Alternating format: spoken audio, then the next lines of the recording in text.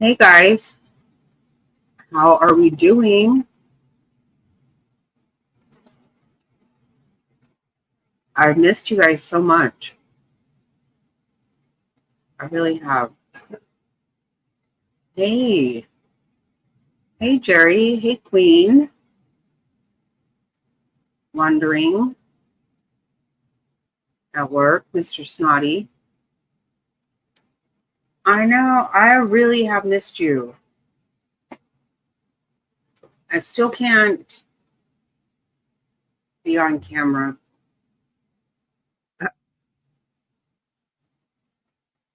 Not quite ready for that yet. Hey K9, good to see you.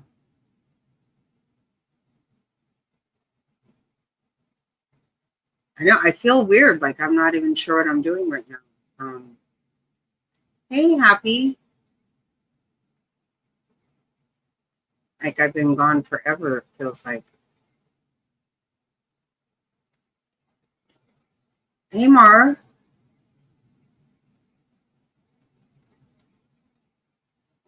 you too. It's so good to see you guys.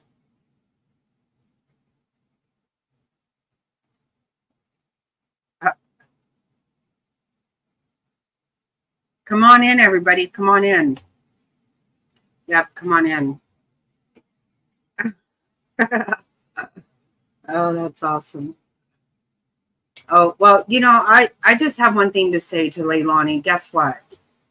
Who gives two shits about your TV? Hey, Frazzled. Good to see you. Aw. Panda Berry. Hello, hello. Uh, you were watching Turtle Island. Oh, that's funny. You know, I thought it was really fun last year. I just haven't watched it. Or last year. I don't even think it was a year ago. I don't know when it was. It was kind of fun. Hey, Jojo.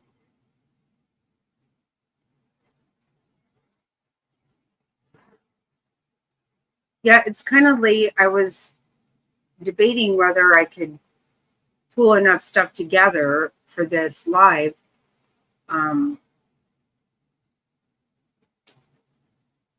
with the baby today, but I just really feel like I need to talk about this because I'm so frustrated with what has gone on with these goons. It's beyond ridiculous.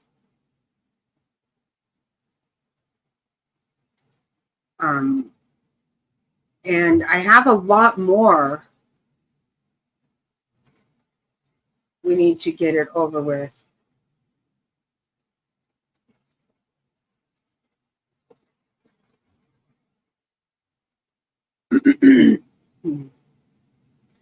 What do you mean get it over? Like Leilani needs to go to trial? That's what I think.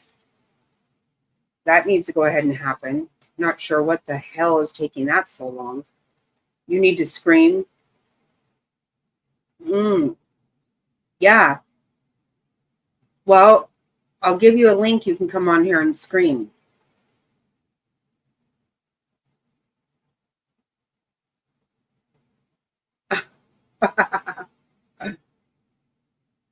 Oh, I'm so frustrated, Canine.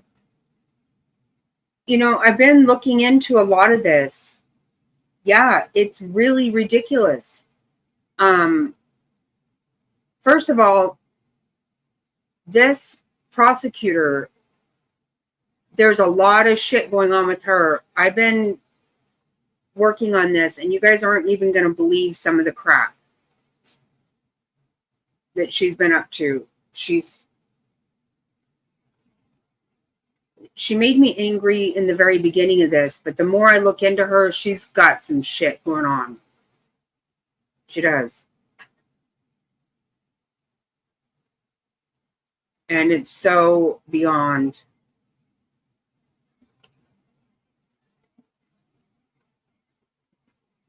But, we spoke about this last week, how some of these, 3 of the Gilbert Goons were sentenced to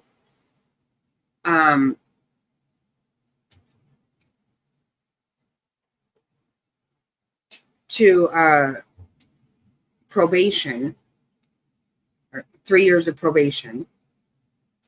Hey, Alberta. Hey, you know what, Happy? It's more than that. It's really bad, actually. It is. No, we've been looking at some stuff on her. She's really bad.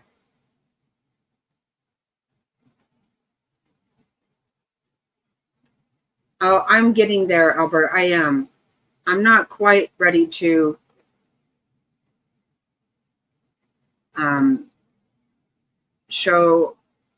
put myself on camera right yet, but I'm getting there. It's a little slower than I anticipated, but it is what it is. Thank you, though. Thank you very much. So I'm talking about the prosecutor for Maricopa County, where the Gilbert Goons situation. So we know that we had, Preston Lord was killed by these Gilbert Goons. They are on,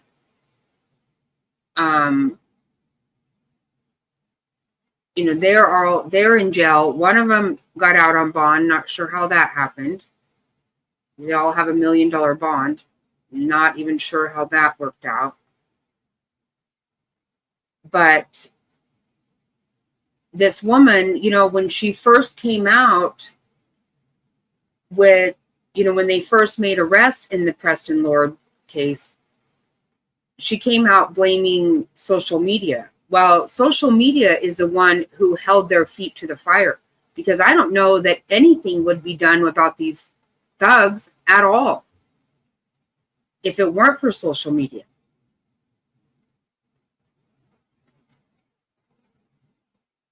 You have likely seen her before. Yeah, she was involved in that. She also tried to prosecute a woman in a homicide. I'm going to go through all of that, but she tried to prosecute a woman for negligent homicide when she was withholding a video that showed the woman did not do it. It was seriously really, like, she's got some bullshit. She's got some total bullshit. Hey, try me. And these kids, yes, these kids have been causing so much stuff. I'm going to read you an article where it says, now I had not heard of this before, but it says that kids have committed suicide because of these kids. Now we know they have been they've been terrorizing people for a long time. And nobody's been holding them accountable. One father sent his son to another country because he could not guarantee his safety. They had beat him. They sent him text messages with pictures of them loading guns. They've been bragging about their behavior. It's all over social media with them with weapons. They filmed themselves beating these kids regularly. The parents have called the police, have called the schools. Nobody would do anything. Literally nothing. They do. People need to be held responsible. I'm telling you, this is my opinion. This part right here is 100% my opinion. Gilbert is rated one of the safest city in America. And what I believe is they don't want their stats to be ruined. So they just don't acknowledge crime. That's my opinion. I grew up in that town. It was a very small farming community when I grew up, but it's gotten really big and very expensive. You know, they have this thing they want to live up to. Exactly. And it's so aggravating. So we still, you know, we still have the kids that are being, you know, that have been charged with the death of Preston Lord. They supposedly, allegedly are part of this Gilbert Goons. There are some other ones that admitted to beating kids with brass knuckles, all kinds of stuff. And everybody has completely ignored it. These kids have been terrified. Oh, hey, Beck.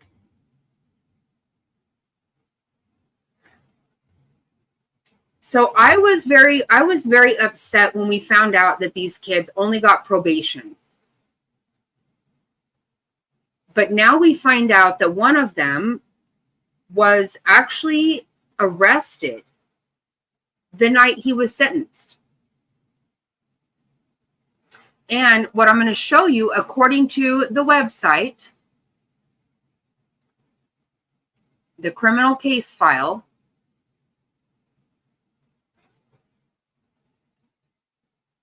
mind you, nobody has spent, none of these kids in this situation have spent 1 day in jail.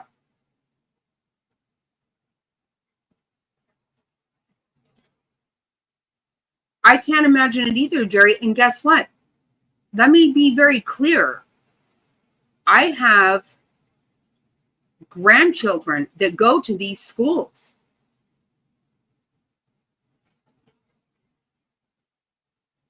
And let me tell you,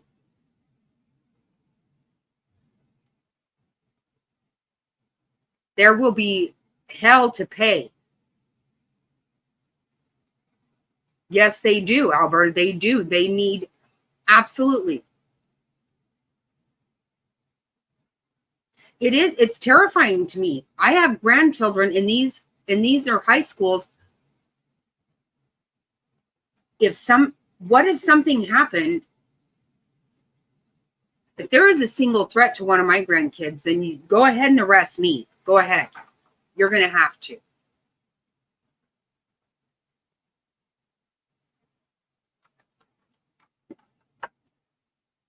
Yeah, I don't disagree with that, Alberta. I don't. But I will show you where it says the matter is under advisement. Are you kidding me? Under advisement.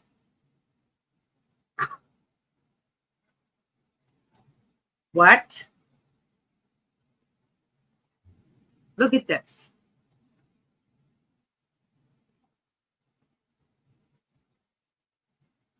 Yep, she did. Yeah, they're very well-to-do shit-ass kids, Alberta, if you want to know the truth. That's what they are. Affluent. They're victims of affluenza. Okay, so petition to revoke probation.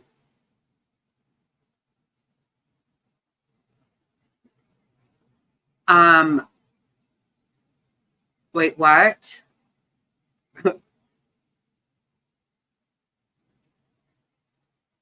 He was arrested the night that he was sentenced on probation. To me, probation was bullshit on this. But So on the 17th, we had petition to revoke probation. And on the 19th, it's under advisement. What the fuck is there to be advised about?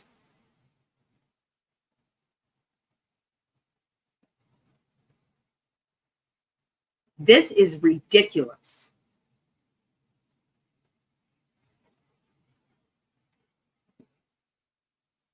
Not in jail. Look at this.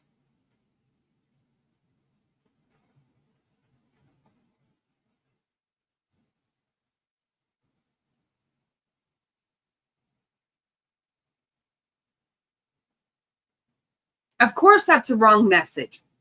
Absolutely, it's the wrong message. What do you mean? Wait till okay, let's see. Listen to this article. It is going to infuriate you.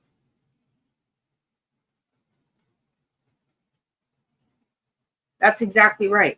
And you know, you're right, Albert. That's 100% right there. But not only that, from a lot of this, in the Preston Lord case, those parents took the kid out of town, or one of the kids. Parents took him up to their cabin in another very rich area of Arizona. And during that time, I have the court paperwork. He was calling his dad's mistress and chatting with her. See, the parents have got too much bullshit of their own going on, if you ask me. Again, my opinion. They're not worried about they're not worried about what their kids are doing because they're up to a bunch of crap themselves. If you watch the Crumley case, that's exactly what we found there. They knew there was something wrong with that child. What they did is worry about what their own fucking bullshit they were doing. It's infuriating. It's absolutely infuriating. Hey, Adam, good to see you.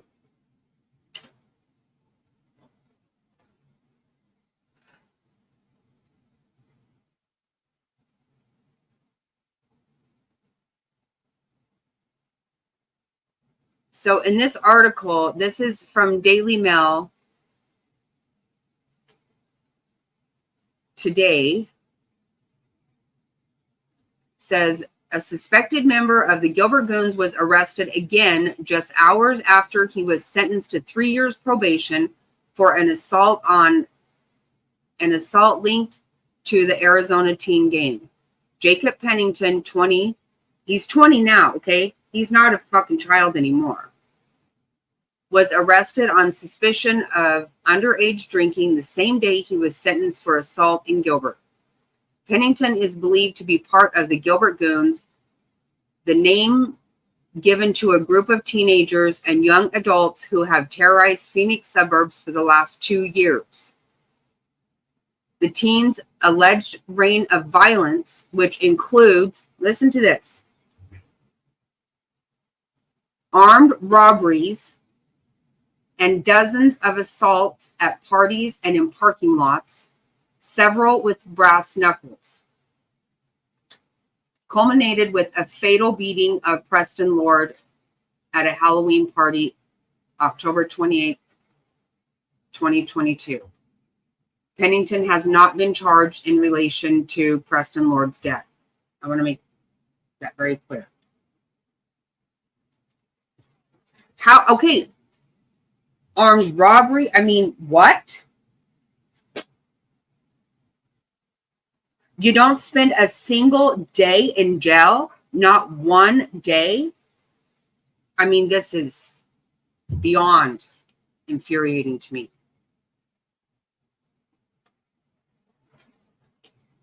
This month, Pennington has appeared in court twice regarding 2 different cases, one on June 10th for assault in relating to an incident in 2023.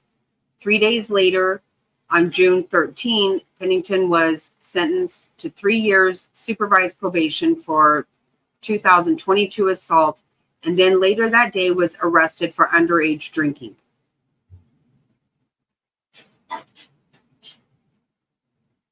How did he not violate his probation? How did he not violate the probation? The probation was bullshit to begin with. Oh yeah, wait till you hear this. Let me see.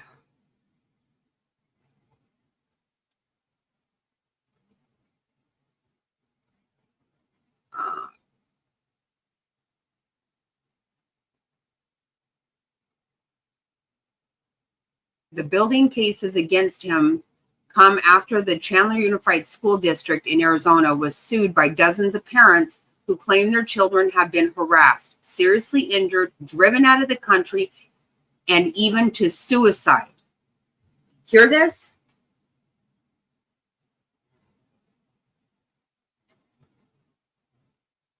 Yes.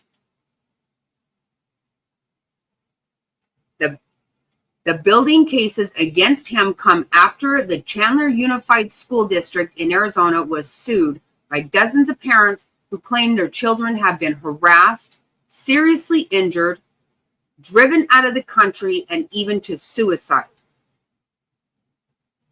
Oh, I can't. Now,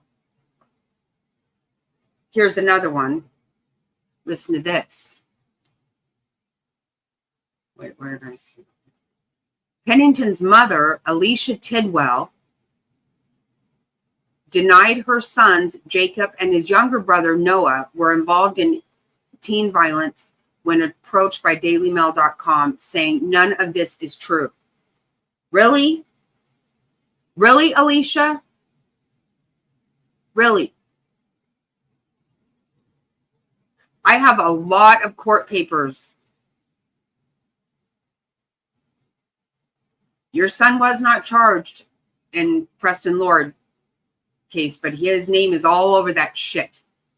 And kids saying they were very afraid of your son. What have you been doing as a parent?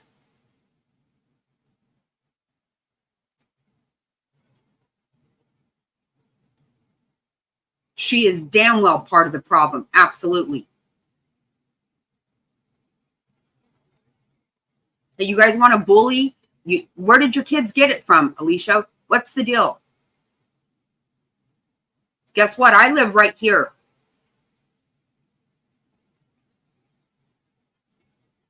These poor kids have committed suicide over this shit.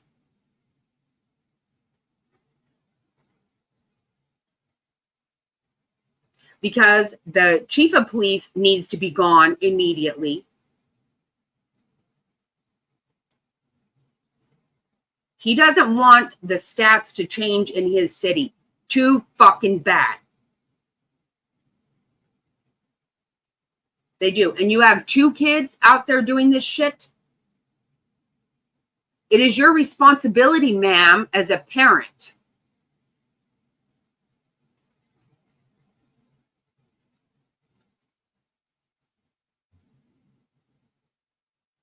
Oh, they pissed me off so bad.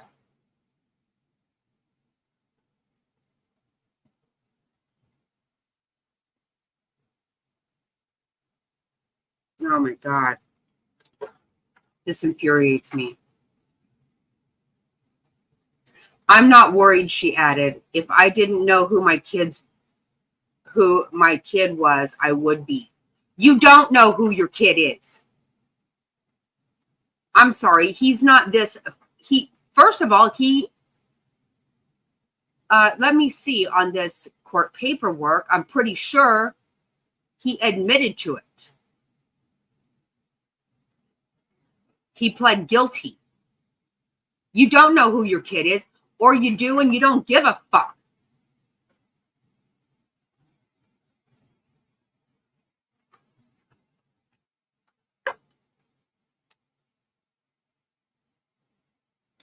It's so gross.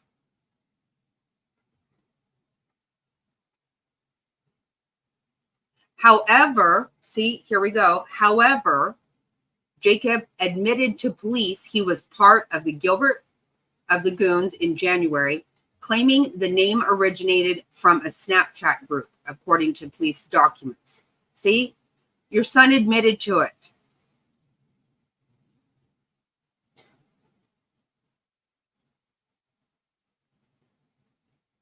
They were officially designated as a gang in May, just last month.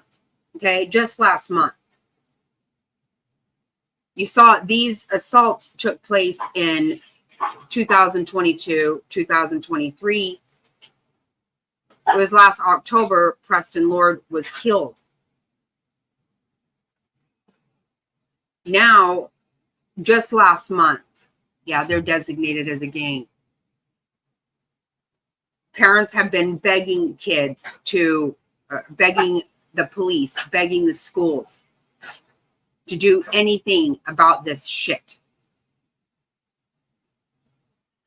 The Goons have been involved in at least 95 assaults in 18 attacks, most in Gilbert. Hey, Gabi.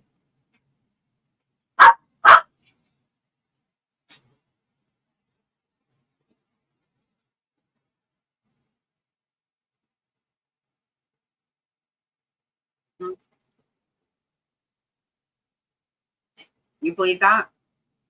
95 assaults.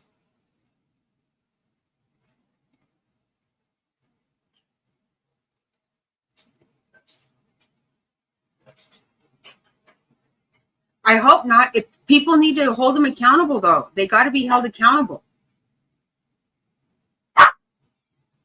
That Rachel Mitchell thinks that social media is her problem, is the problem with all this. No, it is the only solution that has brought any of this. Gilbert is a wealthy Phoenix suburb, once billed as country's second safest city, has been in national news over the teen delinquents who have allegedly terrorized communities since as far back as 2022.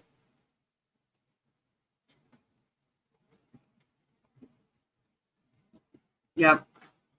Solberg, yeah, that's the chief of police, said the videos of the teen attacks claims made by alleged victims about their reign of terror were not shared with police until after the fatal beating of Lord 16 at Halloween party October in nearby Queen Creek. He's a liar. I don't know when he saw the videos. Parents have been. Why do you think they were sued?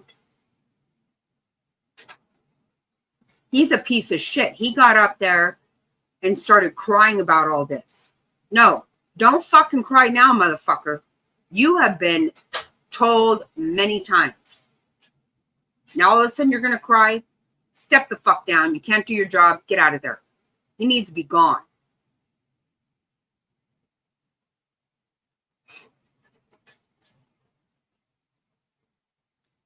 One father claims he had been trying to get Gilbert police and school officials to protect his son from the Goons since last summer, when his child was first threatened and then brutally beaten at an In-N-Out parking lot, which was a to-go spot for the teen delinquents. That father has sent his son out of the country because nobody did a damn thing.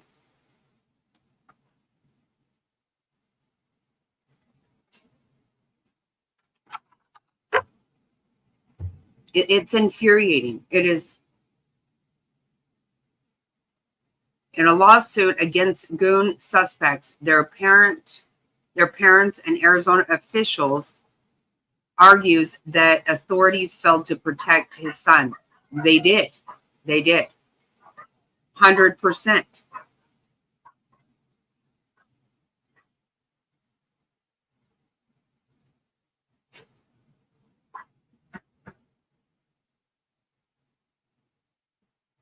How are you, Gabi?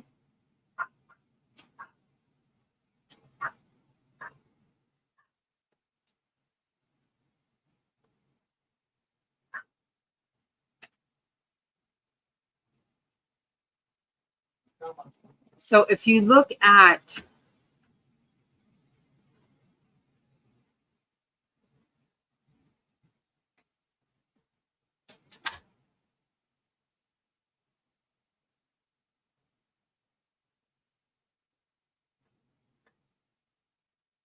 they have been causing so much shit all over the place.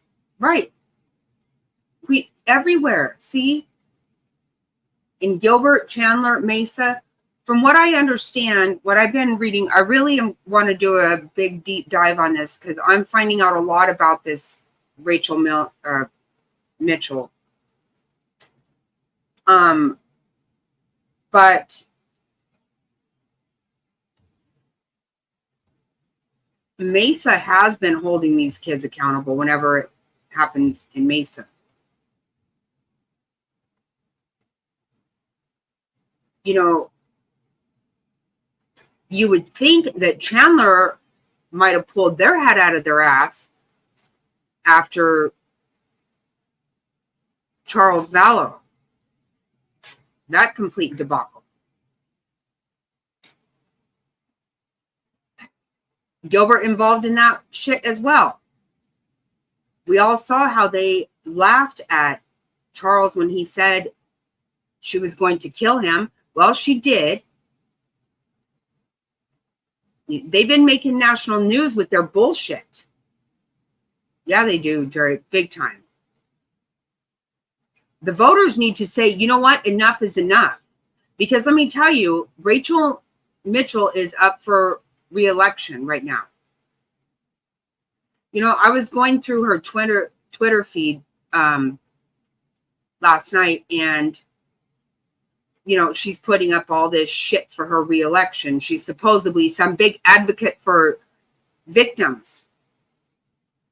Wow. I didn't see one single positive comment on her post, which makes me very hopeful.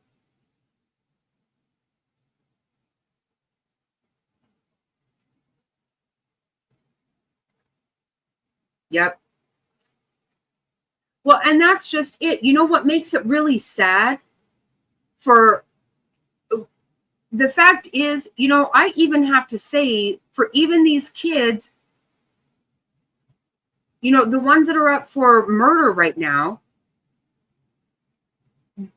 what happens when they actually grow up? They've never been held accountable for a damn thing. I mean, really, how many lives are ruined because parents aren't being parents? Officials are not doing their job. Authorities are not being held responsible. Everybody's to blame here. That's right. We do need to make noise big time. No, I'm telling you, there is some shit on this woman. And I'm going to find out more because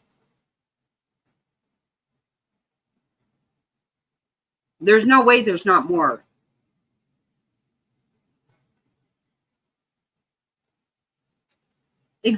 All of them, exactly. Everyone. Nobody is getting out of this okay.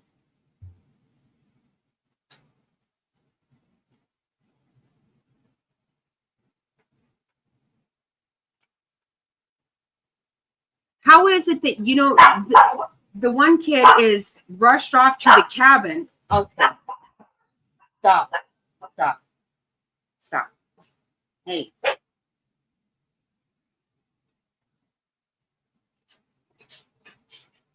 So the kid hiding out at his family's cabin. Stop. What now? Stop it. To hide his injuries, is talking to his dad's mistress. I mean, so disgusted by these people You want to have children, and then you want to allow them to go out and terrorize everybody else. They're your responsibility. Why don't you not worry about fucking bullshit like that? Take care of your kids. Know what they're doing, where they're at, who the hell they're terrorizing. And you know,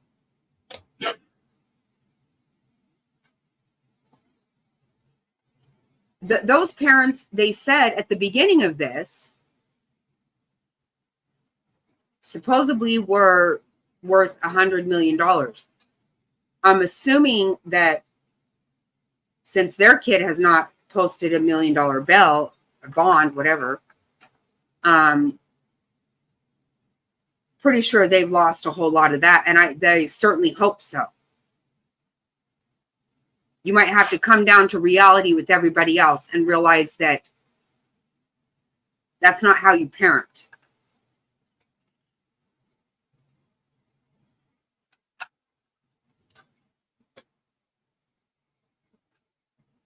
Now, I'll tell you what, Albert, my daughter in preschool told me she was going to go to school and tell on me, and I would get in trouble for disciplining her. And I said, well, you better go there and tell them. And when that happens, they can send you to live with a family who doesn't love you, because I'm not taking your shit. That's not going to happen at this house. The school, nobody else is running my fucking house. I am.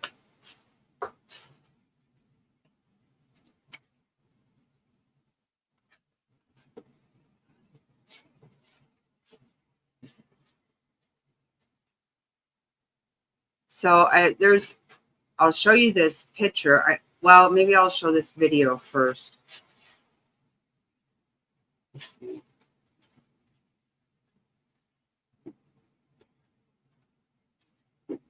Oh my God, she's so gross. She just makes me angry. She's my new man tits. I fucking can't stand that bitch.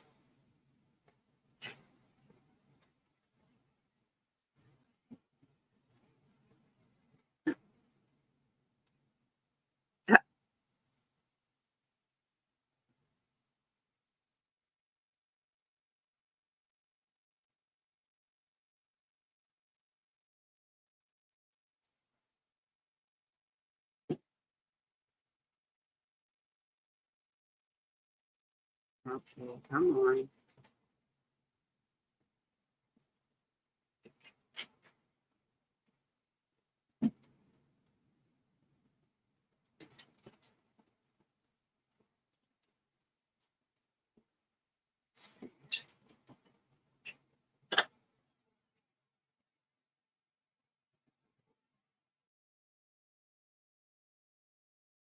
Young man who was just sentenced one of the young men who was just sentenced for crimes involving teen violence in the East Valley was arrested again, and it happened only a short time after he was sentenced.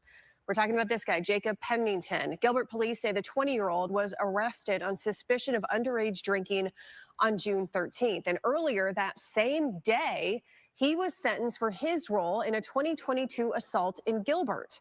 He was also sentenced in connection to a November 2023 assault earlier in the week. Now, in both of these court cases, he was given a 3-year period of supervised probation.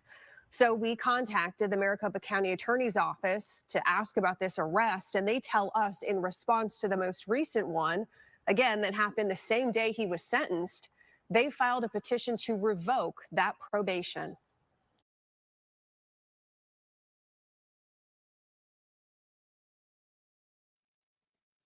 Yeah, we just saw in the court documents, they filed a petition and it's under advisement. Or, yeah, under advisement.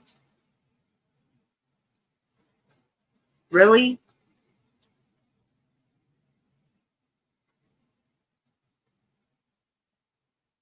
Oh, how cute, Albert.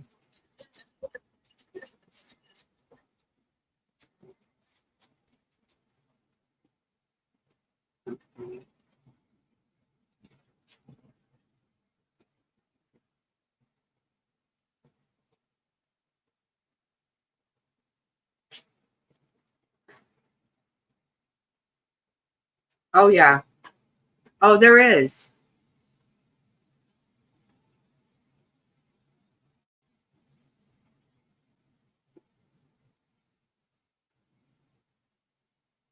Look how this shows their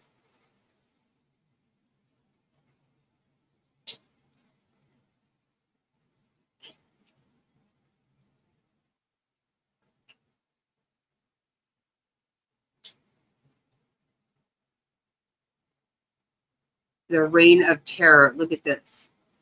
February 2022, two juveniles throw a fire extinguisher off the parking lot of a roof and strike a man.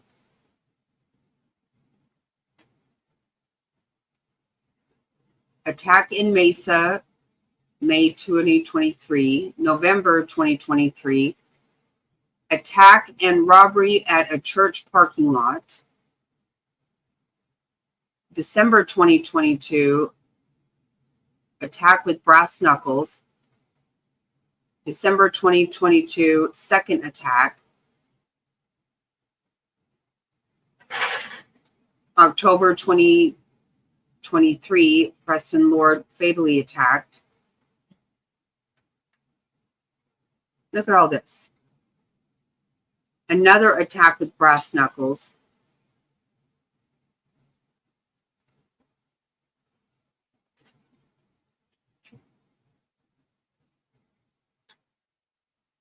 I'm seeing 3 different attacks with brass knuckles. Now, all of this before Preston Lord was killed. Maybe some of that maybe that didn't have to happen. I don't know. I'm just saying they could have done their freaking jobs.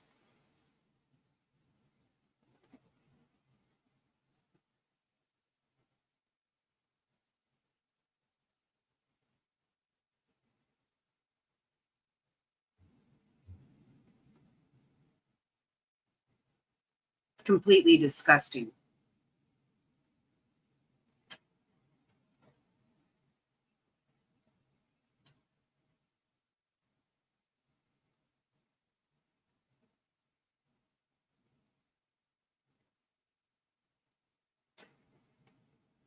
Oh, I'm sure. I feel like, why is it under advice? What do you mean?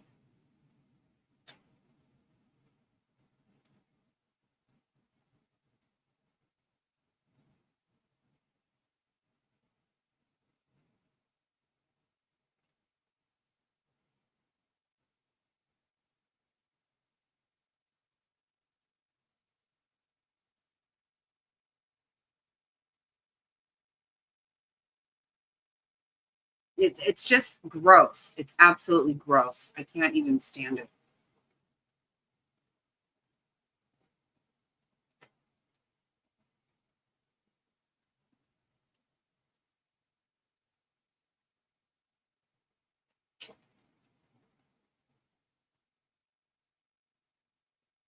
That's another thing, Albert. Exactly.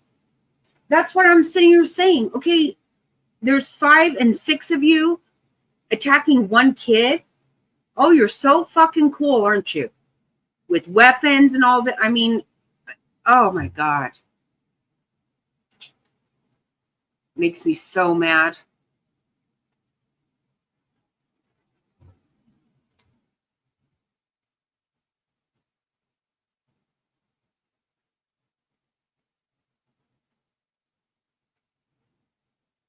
I'm not even trying to hate on my hometown, but come on. Yeah, you're real tough, right?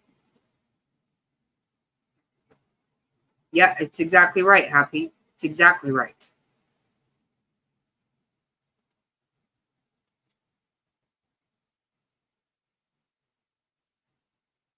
Oh, wow. What's this?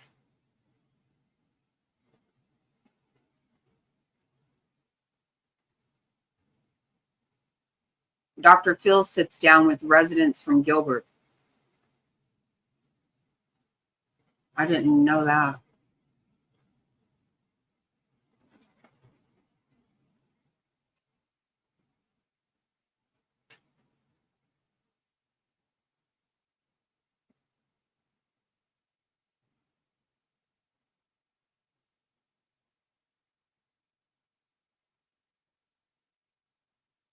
Let me see.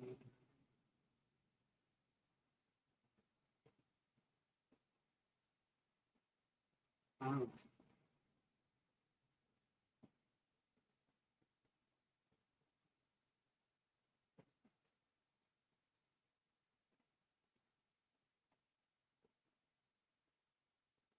Huh.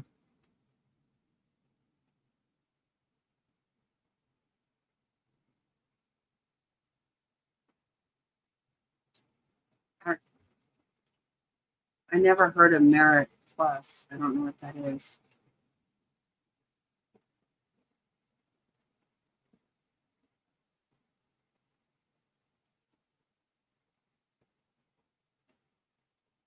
I wonder if you can see that somewhere.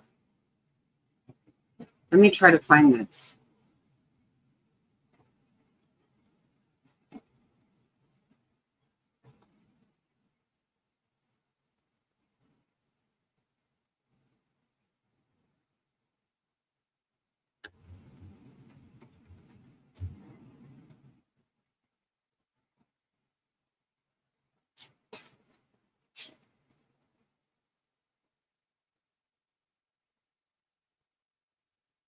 Oh, oh, good, Tremy. I'm glad. Let me see if I can find.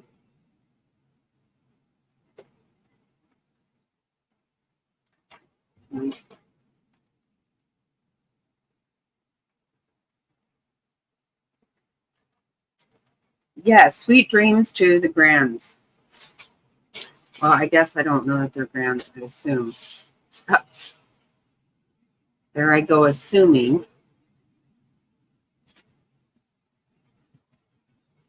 Oh, okay. Something just came up an hour ago.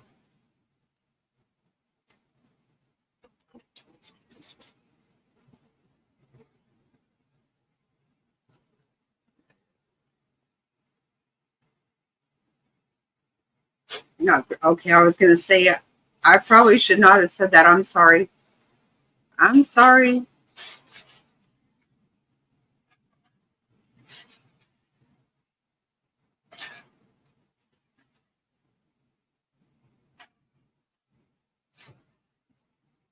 I haven't even seen this.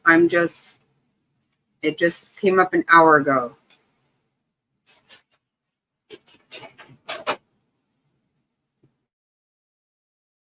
Taking action against an alleged member of the Gilbert Goons. 12 News journalist Sean Rice has more details on how drinking underage could land him in jail. Sean. Hey, Mark and Rachel, 8 hours. It's all it took for 20-year-old Jacob Pennington to find himself back in police custody. His newest arrest could land him back in jail in large part because he was already on probation for his. Yes, James Bond. I do. I like that channel. I've been watching that one for a while too. Yep. You're right. Good to see you, James Bond.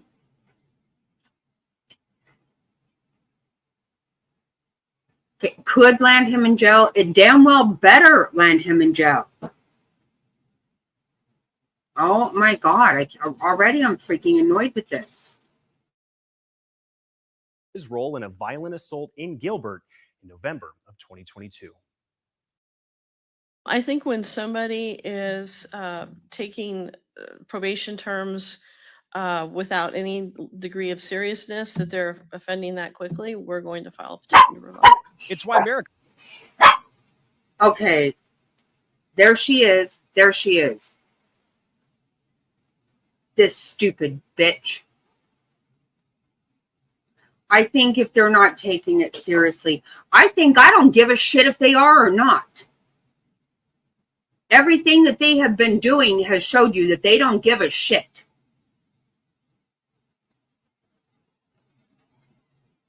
Do your job, you stupid bitch.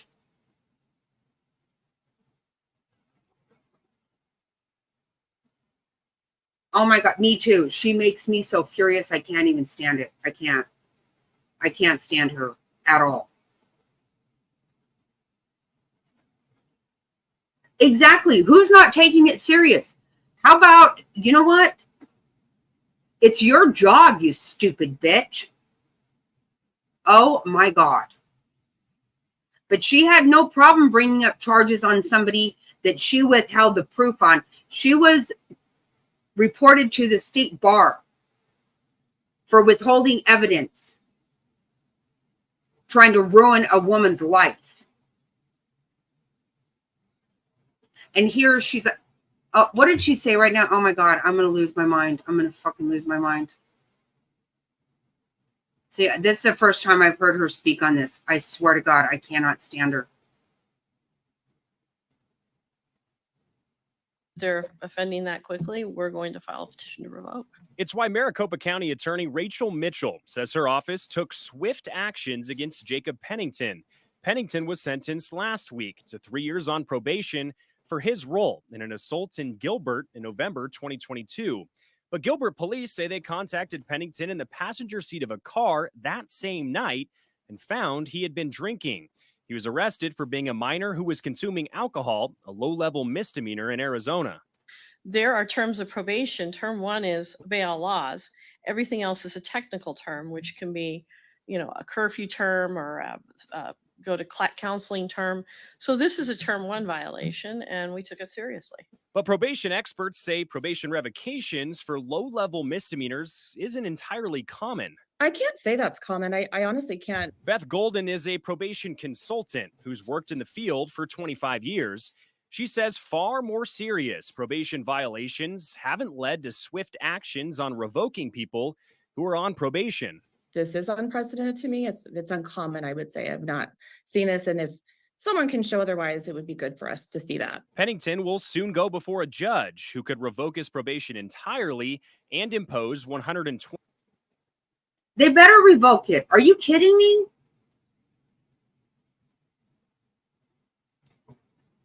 Hey, Cindy. No, you know what? No, For a low-level offense? Let's not. No. When you're on probation, any offense, it's, oh my God, I swear. I'm going to lose my shit.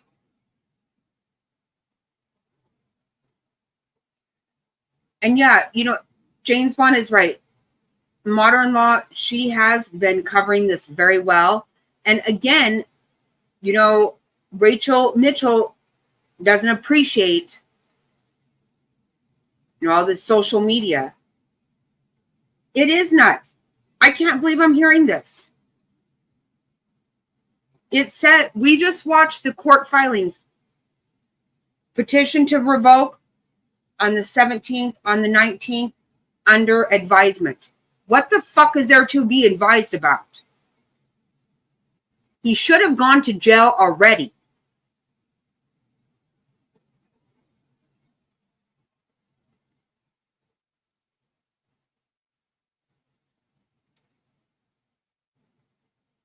Oh, I don't know.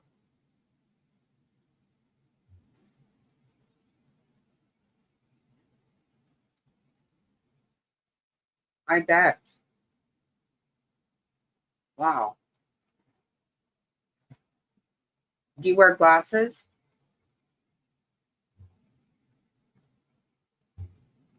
Could revoke his okay, you know what? Could is not okay with me. No, No. 100%. It needs to be done.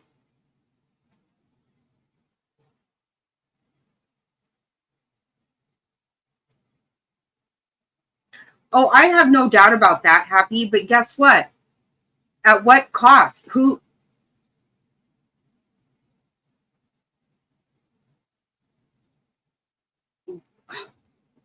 I don't even understand what is happening. Like, I'm taking crazy pills.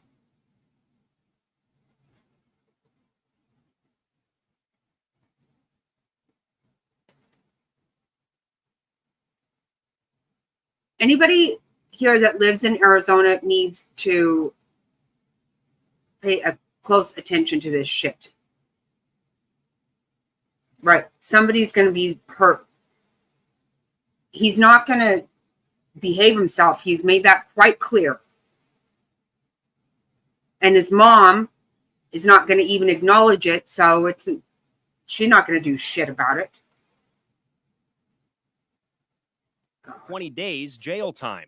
After his arrest last week, he was quickly released after appearing in municipal court.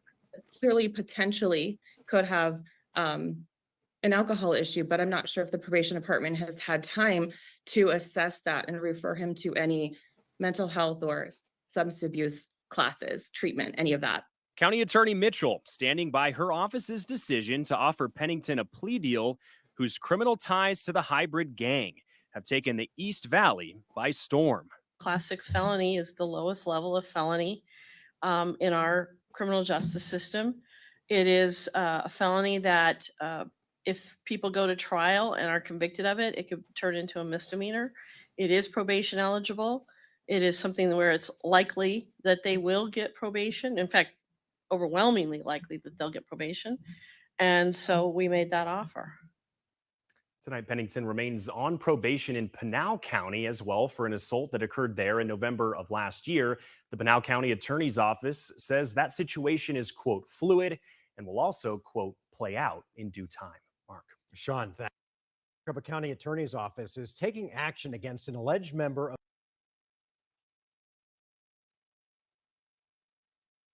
Okay, so he has even more charges in Pinal County. Wow.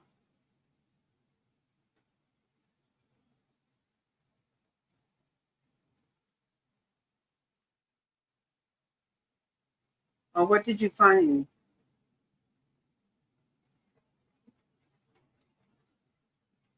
Oh, you're so awesome, Jerry. She does. She's up for election right now. She won in a special election because her predecessor was a pile of crap also. No, there's a lot more on her, Alberta, a lot more. She's horrible.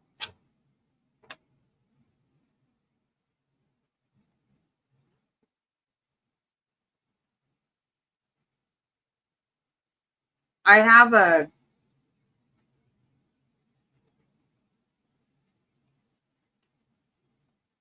I'm working on a lot on her.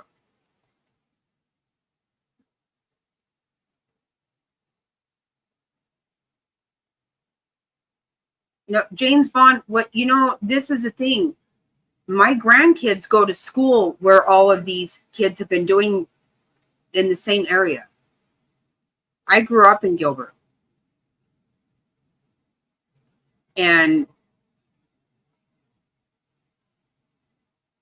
like I said earlier, something happens to one of my grandkids, and I'm going to tell you right now, go ahead and arrest me because you're going to have to. This is a bunch of shit.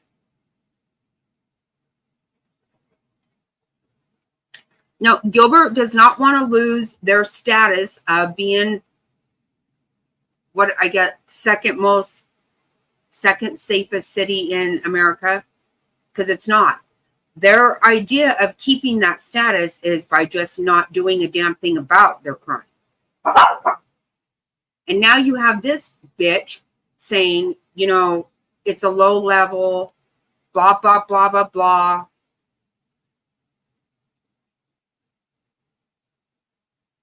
Oh, it's so infuriating. I can't stand it.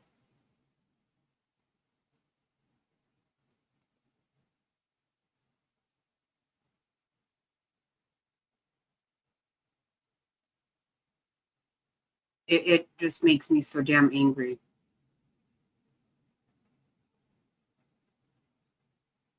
Oh, that's so awesome of you.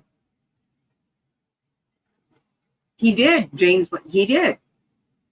No, what I read earlier from Daily Mail, I put a link in the description. There's an article that speaks about, there is a lawsuit from parents. And one is the father who had to send his son out of the country. And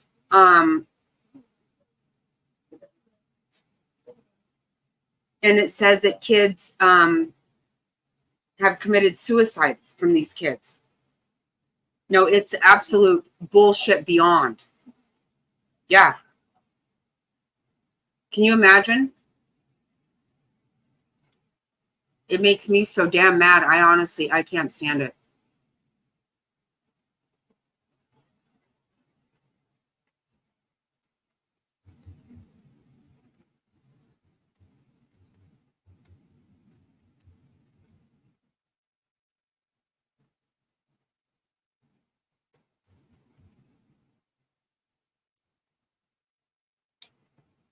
Let me see.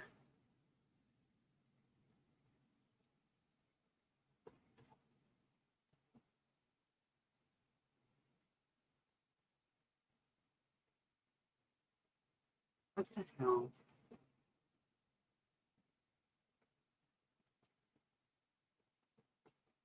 Okay, I'm not finding it. I'm looking for.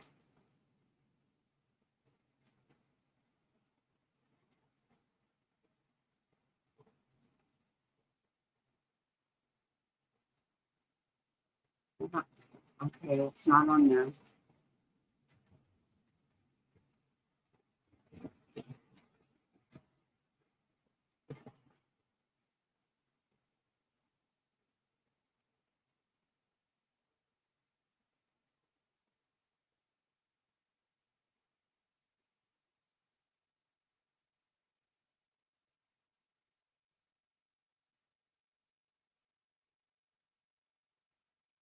Oh, wow.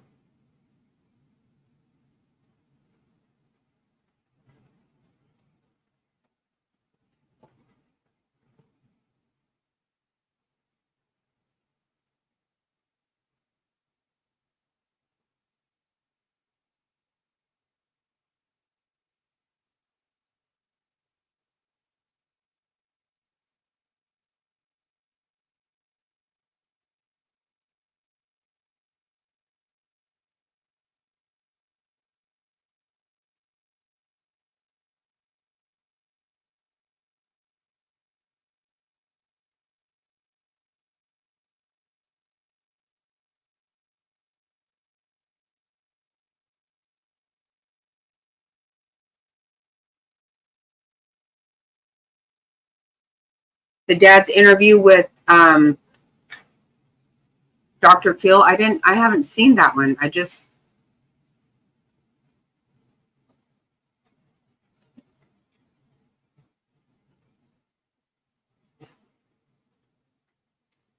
My daughter was telling me that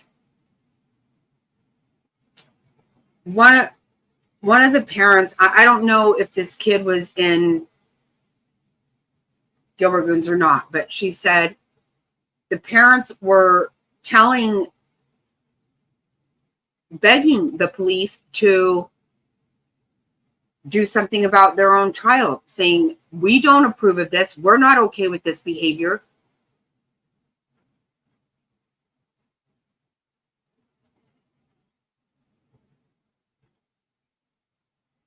They have not been okay with it.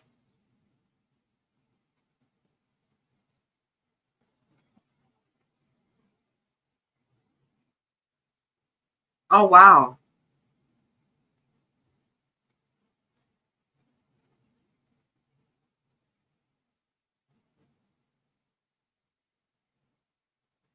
Yeah, I would like to.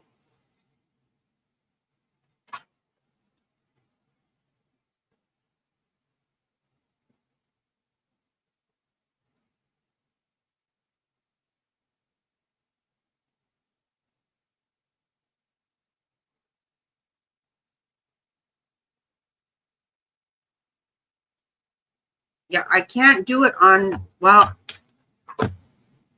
what you don't know is I don't know very much about what I'm doing. Beast Boys are older and start going after adults now. Right. No, they are.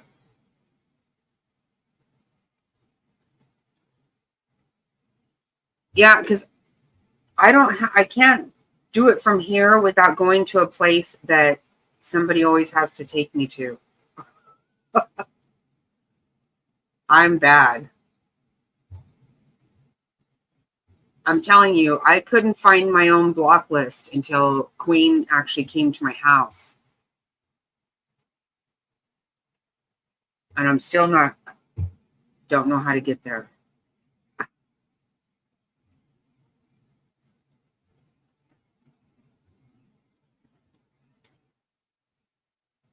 I know, but you know what, Albert, this is the thing. They don't want to look bad themselves. So they don't.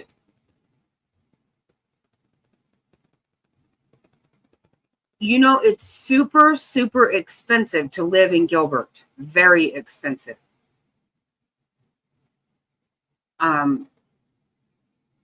They don't want to lose they lose all that if their crime rates get higher. So my opinion is they have literally just decided to ignore everything. It does. It absolutely does. But if it weren't for social media, I don't think anybody would be arrested at all at this point. And that's what angers me so much about Rachel Miller. The first thing she did is come out talking about social media being a problem.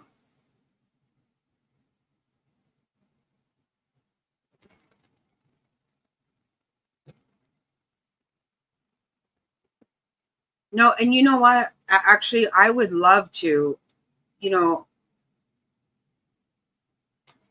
Mr. Snotty and I actually looked at if my mom's house was for sale, we probably would have bought it. But let me tell you, just as an example of what has happened in Gilbert, we sold our mom's house, my mom's house. Oh God, when did we sell that? In 90, I guess 91, 92. It's 800 square foot. We sold it for $12,000. The last time that house sold for $192,000.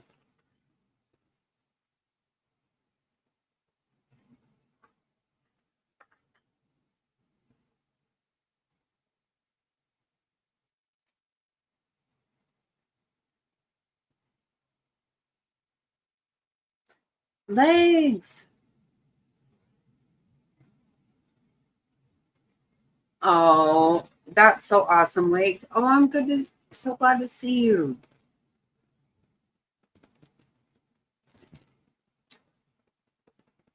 I got it. Thank you so much, Jane.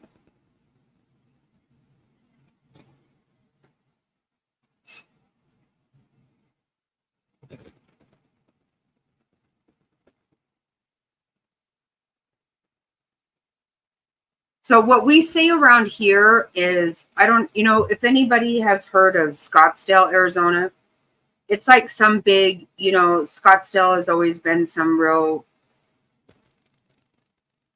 rich place to live, some awesome place. Apparently, I don't really know. It's pretty small, actually, geographically. It is nice, but Gilbert has become, the Scottsdale. Like, it is just really highfalutin these days.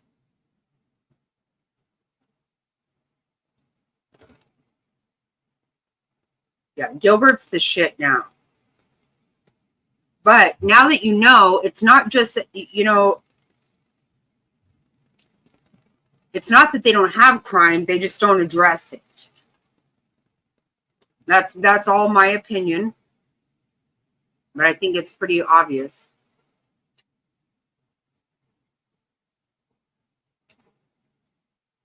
Oh, let me see real quick.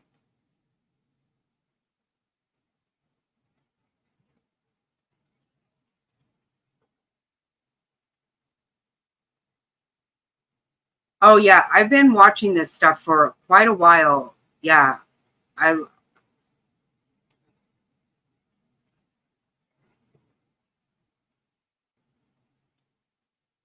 Right, Alberta? You know what? Laughter is the best. I've always said I'll make myself laugh because I love to laugh.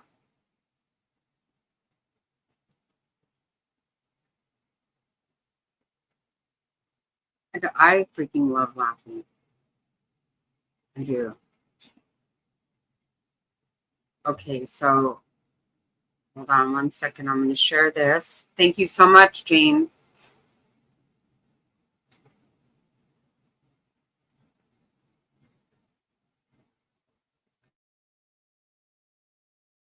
Enjoy this episode of the Modern Divorce Podcast. But first, an important message for our listeners. Hi, this is attorney Billy Tarasio, and my partner Julie and I have created a resource for you if you are representing yourself in family court. No one should go into family court without knowing the basics, and we will teach you everything you need to know at Win Without Law School to represent yourself with confidence. We'll teach you how to get exhibits in, how to draft your pretrial statements, and how to speak to the judge so the judge will listen. We'll teach you how to defend against false accusations and everything you need to know to be an effective advocate, both if you're negotiating or if you're presenting evidence. Don't wait. Go to winwithoutlawschool.com. We can help you.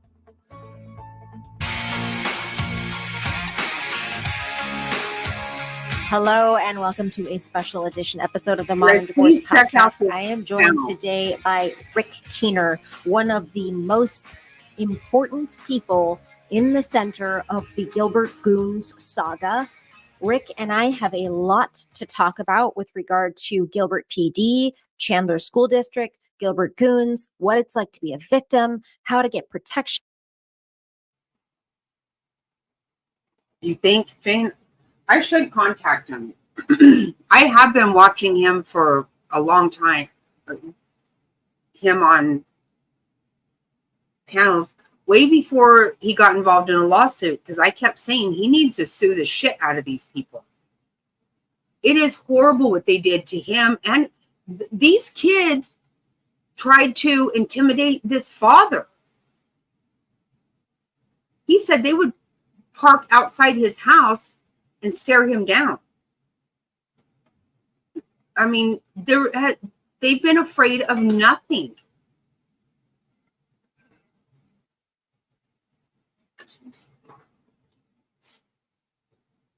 I actually should. I should. You're right.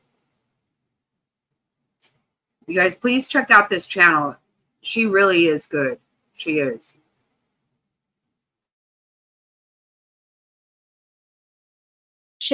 Rick, thank you so much for coming on the show. Yeah, thanks for having me. I appreciate it. I appreciate it. We all appreciate it. And I don't want to gloss over the fact that your willingness to talk as much as you have and give as much detail as you have has been absolutely critical to get the truth out, to spread awareness, and so that we as parents and community members can figure out what is going on and how do we make sure that our community is safe. So thank you for doing that. Yeah, no problem. Thank you so much. Okay, so for those of you who don't know, Rick's son was a victim of a vicious, horrible attack. And I'll wait to see what he tells you, because this is really a very sad story, what has happened. And just so you know, this father right here moved his son to Gilbert because it's the safest city in America. Yeah. Yep, exactly, Legs. Bless him. It's no reason whatsoever this should ever have had to happen to them. By what we now know as the Gilbert Goons. He was not protected. His attackers were only recently arrested after public pressure came to the forefront, and the consequences for Rick and his son have been pretty horrible. Let's start at the beginning. what happened with your son, and let's call him Ryan. Okay. Well, if we go way back, and many of you might not know this is actually the third time my son's been attacked. So he was attacked when he attended Campo Verde High School at a bus stop. Got beat up pretty bad there for no reason. Kids were there, witnessed it. They even videotaped Hey, Angel, good to see you. it. I literally had to pick him up off of the ground. He was laying in the ground in a bunch of thorny bushes. He had cuts all over him from the thorns because he couldn't move because the person that attacked him, punched his kidneys so hard he couldn't even walk. So I was able to get him into the car, get him home, called the police and all that. And this is kind of where it all started. So this was 2 years ago. What was the date of that attack? I think it was right before Thanksgiving, if memory serves me. Of 2022? 2021, I would. 2021. 2021, yeah. Do we know if was that a random attack by teenagers? Is it cutting in and out, you guys? I don't see it on my end, but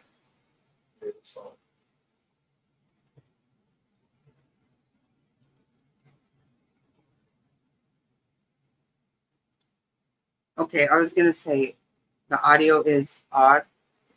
Huh. I'm not showing any issues on my end.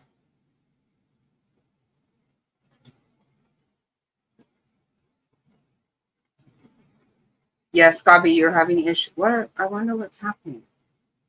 I'm showing a solid connection, which is rare, honestly.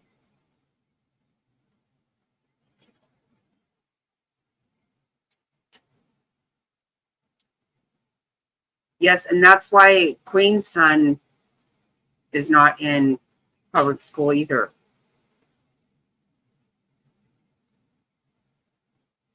Oh, okay. It was one kid. Okay. He was a gang member. Okay. I know he's in juvie. I think he's still in juvie to this day. So he's got a long record. But yeah, my son, he had very major injuries to his kidneys, internal bleeding and stuff. It took him 30 days to heal before he could even go back to school. But anyway, he was afraid to report it. He didn't want to report anything. Of course, I got a hold of the principal and the resource officer, and because it happened on a bus stop, that's considered, the school grounds. So we filled out a report and everything, and I wasn't used to this. It wasn't something I was accustomed to deal with, so I didn't know all the ins and outs and the legalities and stuff. So that one kind of, we knew the kid was taken out of the school and he ended up going to juvie. And from my understanding, he's still there to this day. So anyway, we got past that. But I'm bringing it up because I think it's important for the community to understand that this is something that's been going on for a while, and I really feel it's been swept under the rug by the school districts and the police department. Just want to take a second and confirm that, because over the last 6 weeks, my DMs are full of parents who say, this happened to my child. And there's so many parents who are telling me, my child was sexually abused or my child was physically assaulted at school. And it's truly something that I think we all just didn't grasp or understand until now. And I don't know that we really have a full picture of the extent of the problem. So I just want to agree with you. Yeah, we don't. And there's so much more that's going to be exposed, I'm sure of it. My son even told me, he goes, Dad, going to school was like a war zone. And, I can only compare to when I went to high school and stuff, and it was not like that at all. So Can you imagine? Unbelievable. Wow. it was hard to grasp that. And I moved to Gilbert on purpose because it was ranked at the time the second safest, largest city in the United States by the FBI, and had the best school districts in Arizona. So, I thought, oh, well, this is a great place to raise a family. And if you live in Gilbert, it's a beautiful town and it's a lot of nice stuff. But all these things were going on, and there was also I brought to the when that happened too. I brought to the attention of the principal and the school resource officer about. I said, "Are you aware of all the drugs that are being sold here? Are you aware these kids have guns?" Because I saw the pictures. I saw my son, was propositioned all the time to buy drugs, even to sell them. And he witnessed and saw, duffel bags full of the stuff and kids having weapons. And I'm like, this can't be right. This is, maybe this is just a bunch of bull crap or something, but it is right. It turned out it is true. And it's not just those schools, it's a lot of schools around here. So that was very concerning to me. Fast forward, he got attacked one more time in the restroom. My son's a competitive swimmer, so the day right before state, because he made state.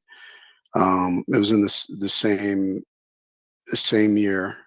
A kid jumped him in the bathroom, and we have him on video, and they brought him in, and that he's gone too. He's been expelled, and he's in another state.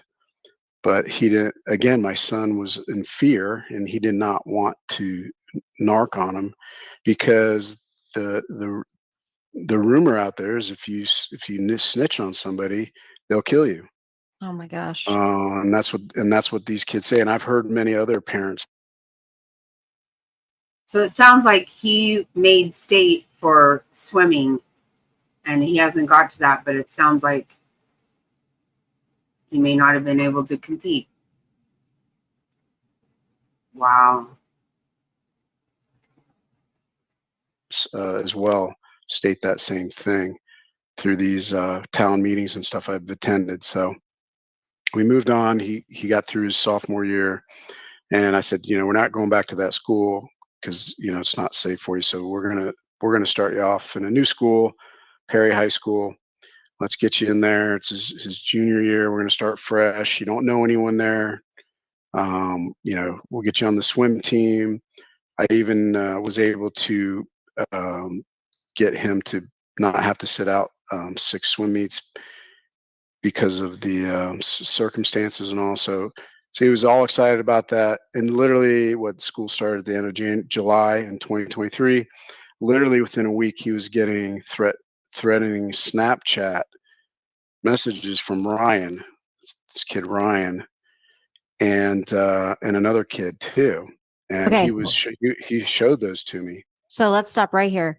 We are not using this child's real name. We're going to call him Ryan. His name is not Ryan. Many people think they know his name. We're not going to say his name. So for this purpose, we're calling him Ryan. Ryan was a classmate of your son's. Yes. And he began reaching out and terrorizing him via Snapchat within 1 week of school starting. Yes. And one other student, you said? It was another student too. So I compiled those screenshots of the Snapchats, and I went to the vice principal who's in charge of the 11th grade and with the school resource officer, and I said, look, here's the evidence. I'm showing you these. I emailed them to him, and I said, they're threatening my son. He doesn't even know these kids. Can Never you even tell met me what they said? Some of them were like a picture of them holding a gun pointed at him, saying, we're going to jump you, stuff like that.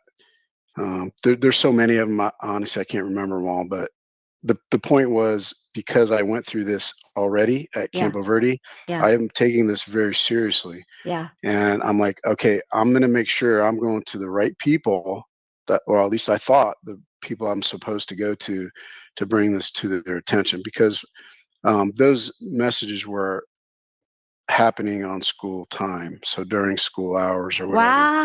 Not Wow. all of them, but some of them. So it didn't matter, right? It's still on school time. And Right. they would even taunt him, like when they saw him on the stairs passing him, and they would like yell out his name and taunt him and stuff. And he's like, Dad, I don't even know these guys. What, I don't even know why they're even, doing this. So Just to be shit asses. That's why. Well, Legs, earlier, you'll have to back it up, where the parents are not even acknowledging. They're saying it's not true.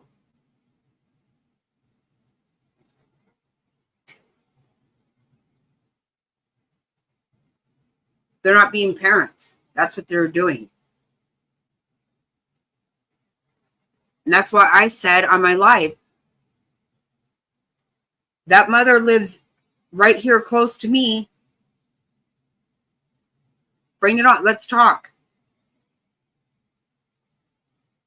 Because I'm damn well not afraid of these fucking people. Maybe he's the new kid. I don't know. We couldn't figure it out. So I brought that information. I gave it to the school resource officer as well as the vice principal. And I said, look, we need to do something. It's not a matter of if something happens, it's a matter of when. I said, I've dealt with this before. My son's already paranoid because he's already been jumped before. And they knew that. I told them all that. Okay, so let me I- stop you for a minute. So he started Okay. school at the end of July. This Mhm. timeline wise, we know that the in and out attack happened August 18th. So Right. when are we talking here that this happened, where he was getting snaps and you were talking to the school? Yeah, it was probably a week after school started. So the first First week of August. August, just around there. Okay. And I can probably go back and get. It gets way worse for this child, Gabi. It does. It's horrible. It is absolutely horrible. Exact times from the emails and stuff, but just in general, so you can get an idea of the timeline. It was a very short window. Yeah. So I bring it to their attention. I'm like, look, let's get the parents of these kids I've identified that I sent you. They knew who they were. The school knew who they were, and let's sit in a room and figure out why these kids hate my kid so much that they want to threaten them. Maybe we can figure something out. Be responsible adults, and maybe you can find out. Maybe you don't even know your kid's doing that. I don't know. But until we get in a room together and we all talk about this, we're not going to figure this out or prevent it. So I'm told that the vice principal said he would, because he can't give me their number. I said, I understand that. Here's my number. I'm giving you permission to give them my number so they can call out to me, or even you, and you can set up the meeting. So he said he would do it. I have no idea if he did or not. I'm trying to get the fair Freedom of Information. Freedom of Act Information request. Act, to see if I can get that information Mhm. to see if those emails were ever sent, or did they make a phone call and Mhm. even tell these parents. Mhm. But here's what I found out later. So I never heard anything back. I'll get to that in a minute. So I didn't hear anything back. Literally a week after that, this same kid, Ryan, him and some goons, they show up to my house, my personal residence. They knew where I lived. They knew what car I drove. They knew. See this? They went to his home. Listen to what happens here. These kids are not afraid of anything. They absolutely know that the police aren't going to do anything. The school's not going to do anything. Their parents damn sure aren't going to do anything. It's just sick. Anywhere I worked. And I'm walking my dog. They show up. One car shows up first. Some girl rolls down her window, says, "Hey, excuse me," and then she rolled it up. Oh, never mind. They knew what car my son drove. They saw it in the garage parked. They take a picture of it, send it to my son. My son sends that to me, says, "Hey, Dad, these guys are here at the house. They're threatening they're going to kick your ass and my ass." Another car comes up, which is Ryan's car, because I know what he drives. I take my dog back inside, and I come back out, and I'm watching these two cars pull up to the front. They get out. These kids get out. They open their trunks. I don't know what they're getting out of their trunks, and they walk in this grass area right near my house. By the time I got over there, I had my phone out because I was trying to record it, but it was so dark I couldn't. It just didn't pick anything up. And then by the time I got over there, they jump in the car and take off. I had already told my son to call the police. The police were on their way. One cop car goes off chasing, because I knew we were told where the one car was going. So they actually pull up. They said they found the car in the drive-thru at Cane's and got the plate number. Well, I don't know. This is Mr. Snotty. I don't know who these little asses are, but holy cow. This is absolutely ridiculous. Can you imagine being harassed in your own home by, actually, I don't know if they're kids. It sounds like some of them are young adults. And then we treat them like they're children and give them a slap on the wrist and let them go. It's extremely frustrating. Extremely frustrating. And it was registered to somebody, they told me, and then the other car was gone. But I told him that at that point, I knew who it was. I recognized the kid. I know what he looks like. I know what car he drives. And they gave me a case number for that. Me and an officer went through my son's Snapchat, because I'm like, maybe my son's saying something. Maybe he's instigating this. I'm a fair-minded person. If my son's responsible for something, I'm going to hold him accountable. We couldn't find anything. There was nothing. We went like an hour and a half through there. Anyway, they gave me a case number. They take off. And I never heard anything back from them. Crickets, just So that crickets. that police report would have been that first week of August. Yeah, I have a police report number for that one. Okay. And that would be for threatening and intimidation. And you Yeah. identified Ryan, Yes. and the cops knew that Ryan was identified as someone who had been sending your son pictures of Yeah. guns, threatening texts, showed up at your house, Yes. and nothing happened. Nothing. Crickets. Nothing from the school, nothing from the police. Absolutely nothing. So what I found out after that was that kid, Ryan, his mom is a principal for the Chandler Unified School District. So then I'm like, maybe that's why I haven't heard anything. I don't know. I can't obviously prove anything, but when you don't get communicated with, that's what happens, right? You start thinking of things and trying you're to trying to try to come up- understand a thing. Yeah, I'm like trying what to is justify it. what possible? Did you just say the parent is a principal for school? Did I hear that? Hey, Artist Creek, good to see you. Wow.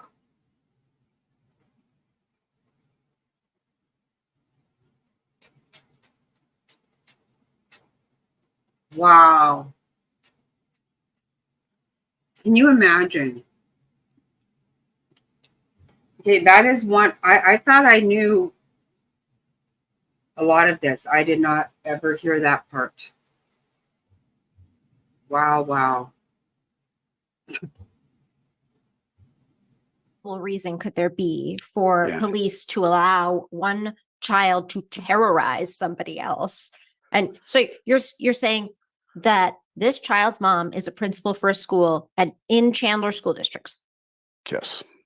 and Perry is also in Chandler school districts. Correct.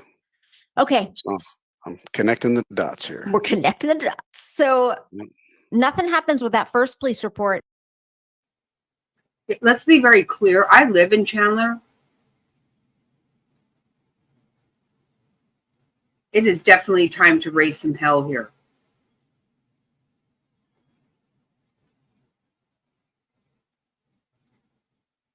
Chandler is also where Charles Vallow was killed after he begged the police to help him. Oh my God. We're not Gilbert. It doesn't cost near as much to live in Chandler as it does Gilbert, but it ain't fucking cheap.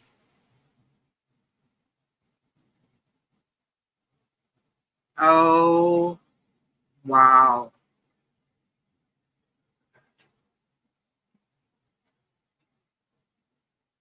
That's the first week of August, maybe the second week of August. Second week for the second incident, yeah.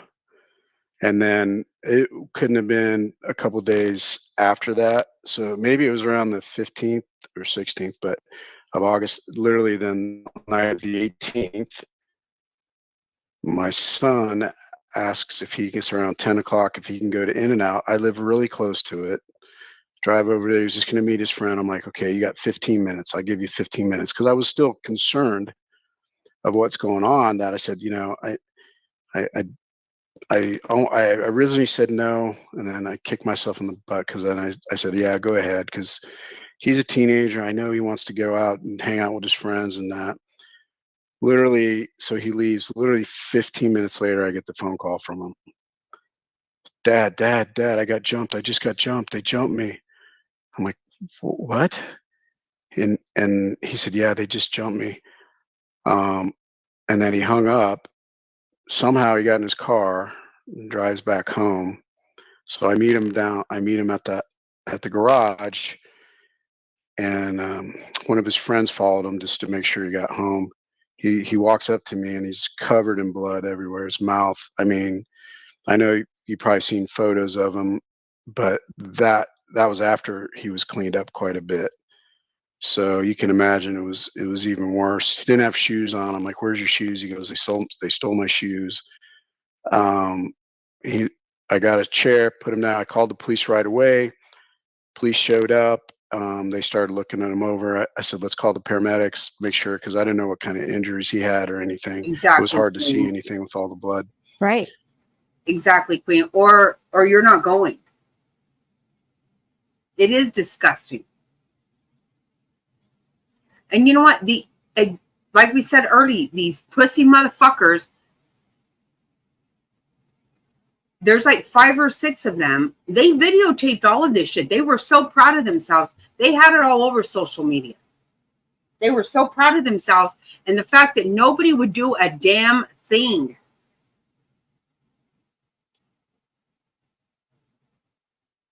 Oh my God. There's 5 or 6 of them on one kid. Really? He didn't have a fucking chance in hell. He didn't.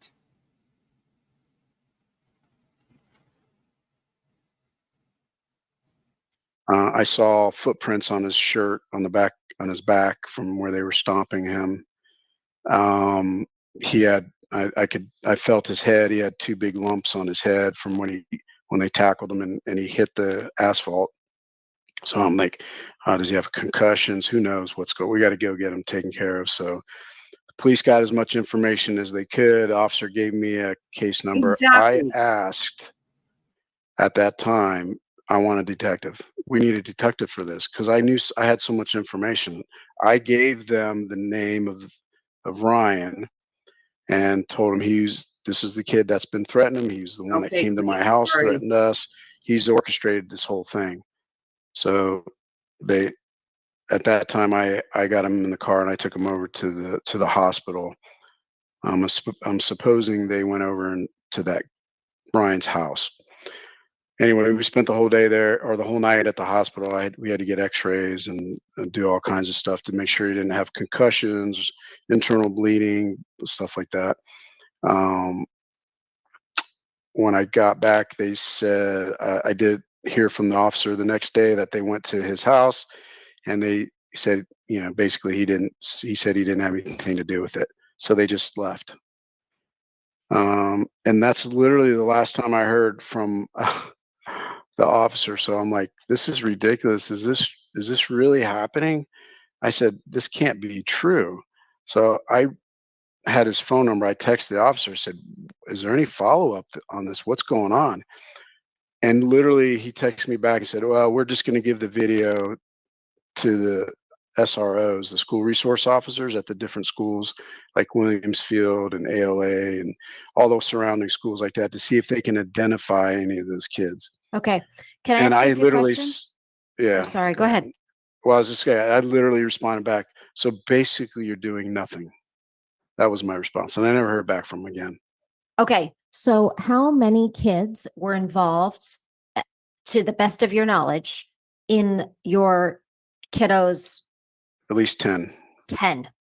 Okay. Yeah, there was a pickup truck, and I know whose truck it is. I know his name's on the license plate of the truck.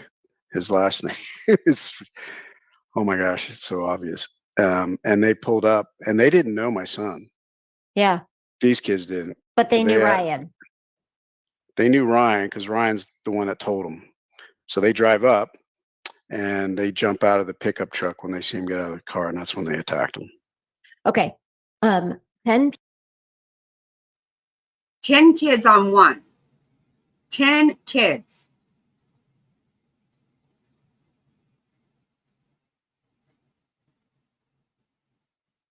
Can you imagine? And like I read to you guys earlier, the mom said it didn't happen. This is the story we're talking about tonight with Jacob Pennington.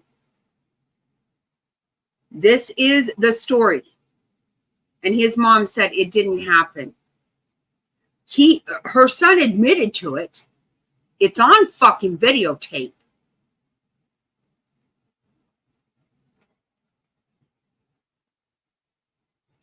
Okay, I just want to say, Alicia Tidwell, if you can hear me, guess what? If my children were out behaving like that, they would get their ass beat from me.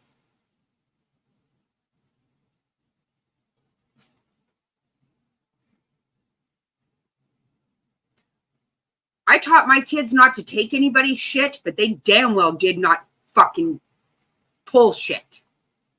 That was not fucking allowed.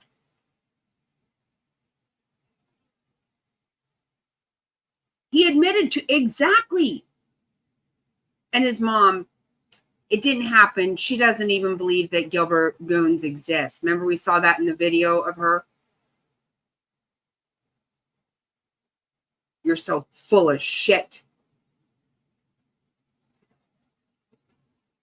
I'm sure in Gilbert. I know her last name is so well. I've known her.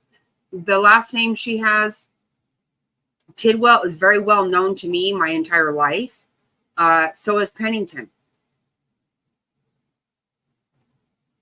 I don't know exactly where she lives. I don't give a fuck.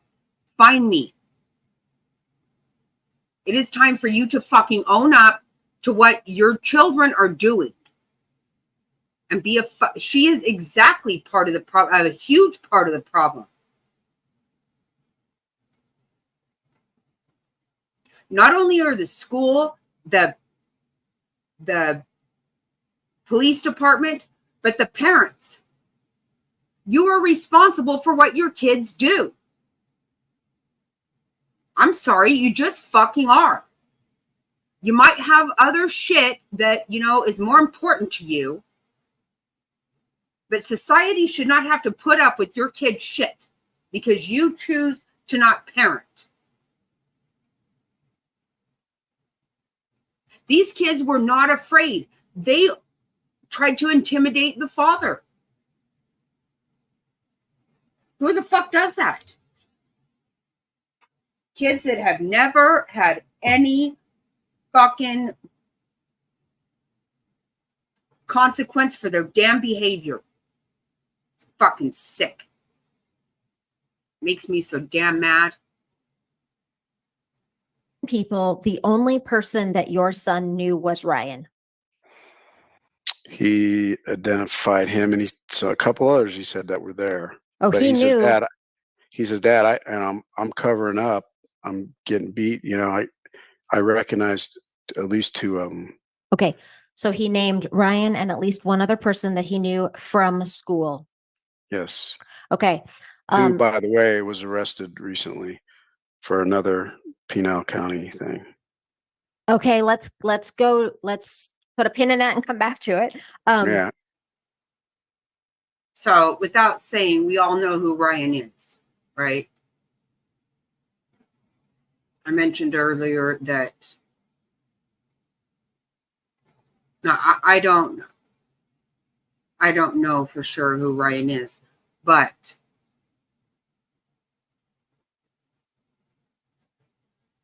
yeah, Alicia Tidwell, let's talk. Let's talk.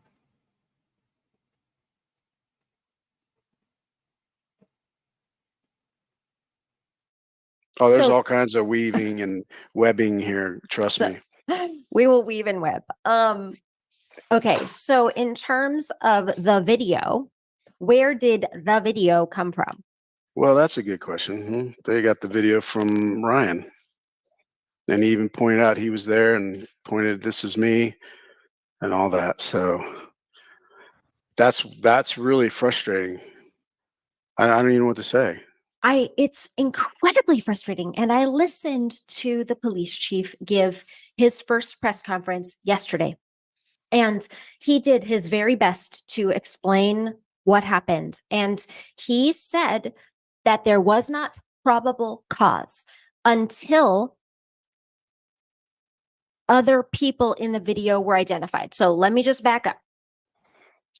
There's this video, there's these pictures of all these kids involved in your son's beating.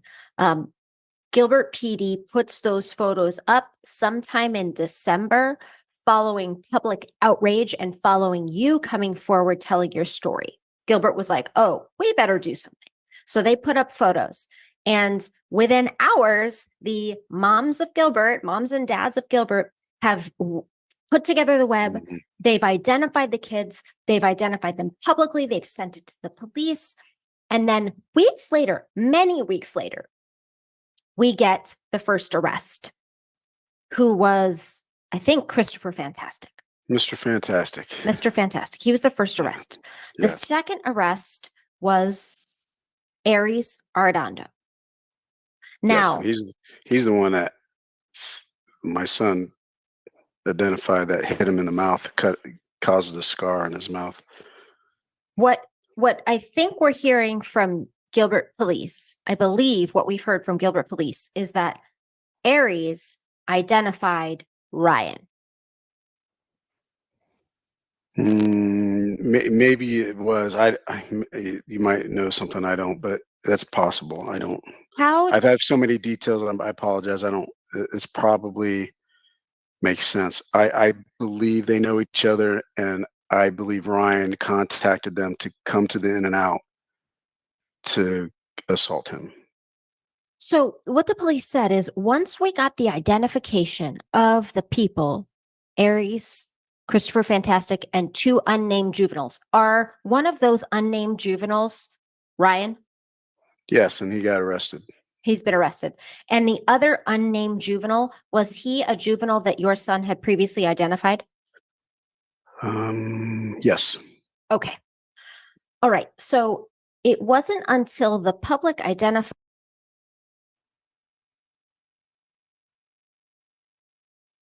Okay, so maybe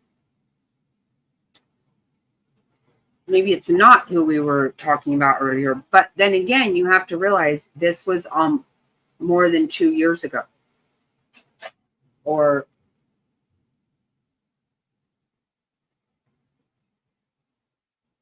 I believe this was 2022.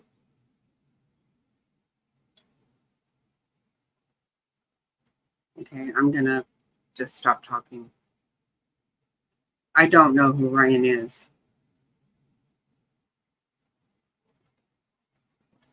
These other people that somehow there was probable cause enough to arrest the people that your son had named. And I cannot understand that. I cannot understand why the word of your son saying this person hit me, coupled with all the other information, isn't probable cause. Yeah, if you can figure that out, let me know. And so these people who all the teens know are involved in brutal beatings are walking around terrorizing their peers by their very presence. Yeah, and I think my personal opinion is they feed off of that fear, knowing that they have that ability, and they're involved in many beatings. They're involved throughout the different school districts. They're all connected in some way and in some form. And there's quite a few of them. So like I said, there's a lot more I think that's coming this way. Here's how you got to think about it this way. To your point, my son's attack was August 18th. I gave him that information. They get the video that night, this and that. Nothing happens, right? I was giving up hope. I didn't know where. I went to the school district. I went to the police. Who else am I supposed to go to? I'm trying to do the right thing as a citizen. And then if you read the report from Christopher Fantastic, he states in there that the reason they jumped my son was because he went to the school officials to tell him he was getting threatened. So my son's doing, which is me, it wasn't him, I did it. My son's doing the right thing, and if I just imagine if I never did that, this stuff would still be going on. But back to my point, it's August 18th, this happens. I am luckily I by the grace of God, I was introduced to somebody who helped me, and I was able to get onto the news and tell my story. And then all of a sudden, let's just say my case was inactive. They say it's inactive. I say it's closed. They're like, well, it's not closed, it's inactive. I'm like, what's the difference? Inactive means you're doing little to nothing. That's the definition in the dictionary. So basically you're doing nothing, just like I said they were doing. And now all of a sudden, let's say after the news media and stuff gets involved and the pressure starts building, let's say they reopen the case December 12th. I finally get a detective assigned, which is, remember, I asked for that back on the 18th. The detective gets signed, say December 12th. So between December 12th and January 9th, they make 4 arrests. Right. Well, that's funny. How did they do it so quickly then? But they couldn't do that 4 months ago. Maybe, and if any of those kids, any of them, were part of Preston Lord's attack, maybe Preston Lord would still be alive today. I struggle with that. That's something hard to think about as a parent, because I've met those parents and we've talked, and my son's still alive, and thank God, but I can't imagine what they're going through. We won't know until we get those 7 names, but I believe that Ryan has been named by the girlfriend's mom. Yes. Right? It's the same person. Yeah, he was also just recently in a video at another fight at a house party. So there is witnesses that have come forward that have told their story, that have said the same boys who were involved in your son's brutal beating were also involved in Preston's killing. Now, this is alleged. Nobody's been convicted, but parent witnesses have said this. Yes. It's heartbreaking. It's heartbreaking and infuriating. It's hard to understand. If it turns out to be true, I mean, I don't even know where we go with that, because there was so much. I don't know. The question, you hear is like, well, you think you hear these rumors are, they're getting paid off because of influential people, or are they just incompetent? And I've been asked that question. I said, I don't. And it was said that people were threatened.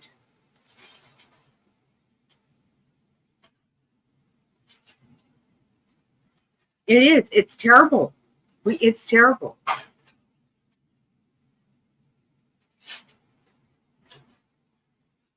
And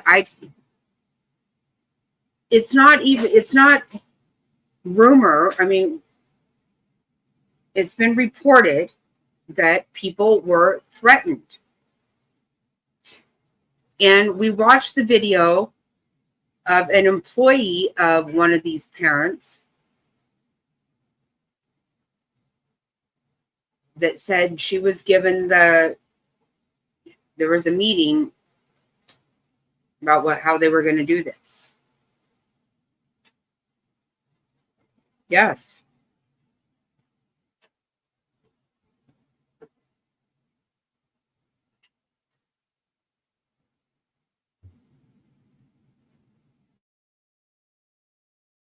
Now, I hope it's not any of those, but it's just the fact that this has been going on for years. It's been going on for years. Think about it.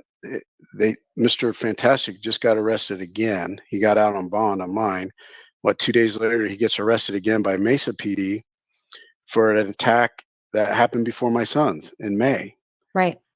So it just proves that this has been going on a while and stuff's been getting swept under the rug. I've sat in the Queen Creek, Gilbert, and Chandler town halls, and I've heard stories from parents that get up and talk, basically saying this: there's one common denominator, that things have happened either to them or family members, and when they reached out to authorities or police or schools or whatever, it just got swept under the rug. Why is that? So I'm just here to bring awareness as much as I can, because if we need to clean house and get the right people in the right office, then I'm prepared to help do that. Absolutely. Like whatever it is, schools may need a whole lot more resources. Cops may need more resources. Whatever it is, this community it is worth it. No matter what is needed to make this situation better, it is worth it. We have to be honest and figure out what that is. Not try to cover our mistakes. Apologize because it got missed. And then how do we fix it? But until we admit that we have dropped the ball, how do we, in good conscience, think as citizens that our leaders can move forward and actually clean it up? Yeah, and that's a big issue. I wish that our mayor and our police chief would be more transparent, and and I understand there's sensitive things they can't discuss and all, but at least communicate with the community to let us know that you care. And no, you know what? I don't give a fuck if they care or not. When a report is made and they do literally nothing about it, they're not doing their job. It's very clear they don't fucking care. They care about saving the reputation of the town, saving their own reputation, saving their own fucking ass. I have said forever, I don't give a fuck if anybody cares about anything. If you have a job, you need to do your job.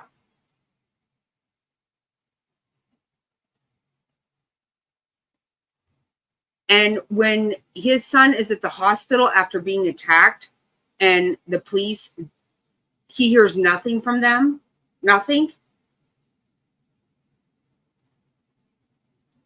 And quite honestly, even the offenders are being failed by their parents, by everybody. The reason when they're children, the reason you have parents to correct you, to guide you, because you're not expected to know what to do. Because you're a child.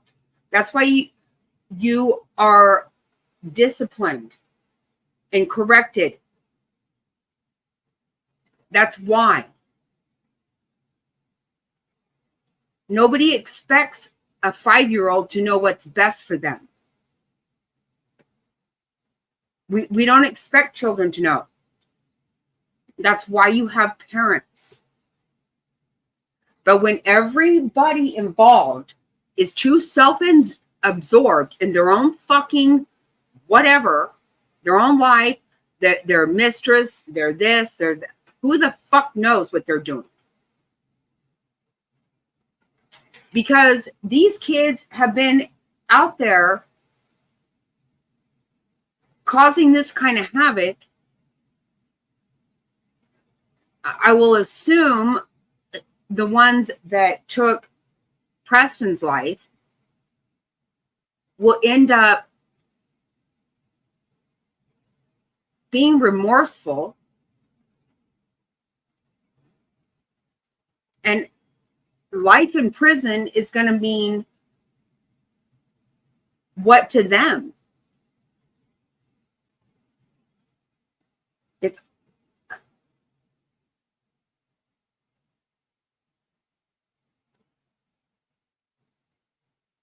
It's unbelievable.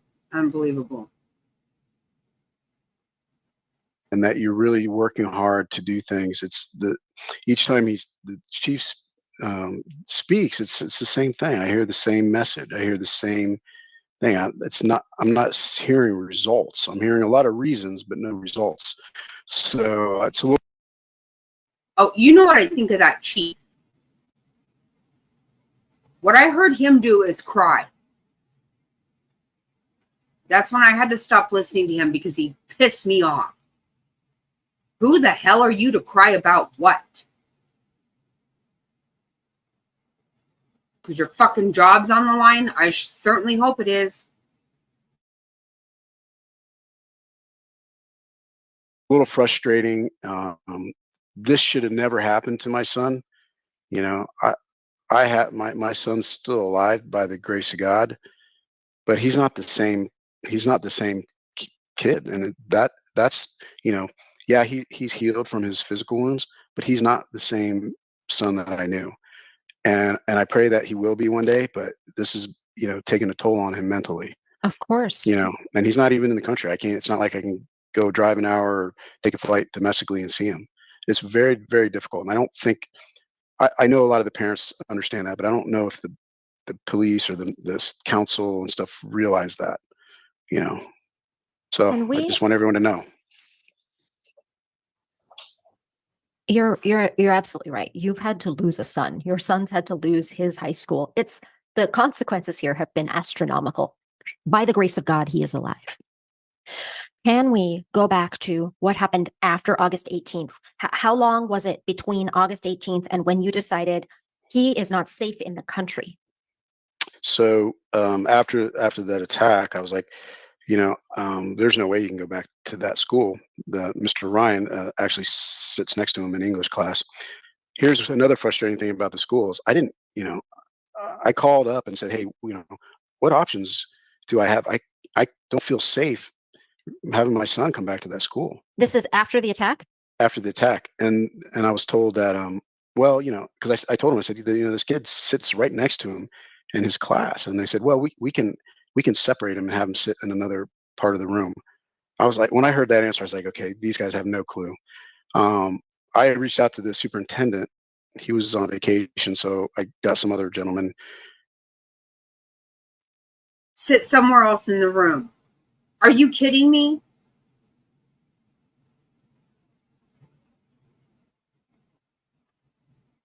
Oh my God, I'm so. They can sit somewhere else. No. Oh my God.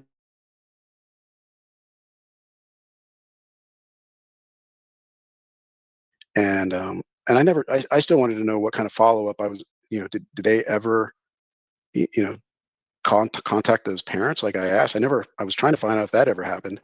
And then I went down to the school. I kept going down there and like, is there a counselor or somebody that has ideas, suggestions? Is there an online program? So I said, I need to do something. He can't not go to school.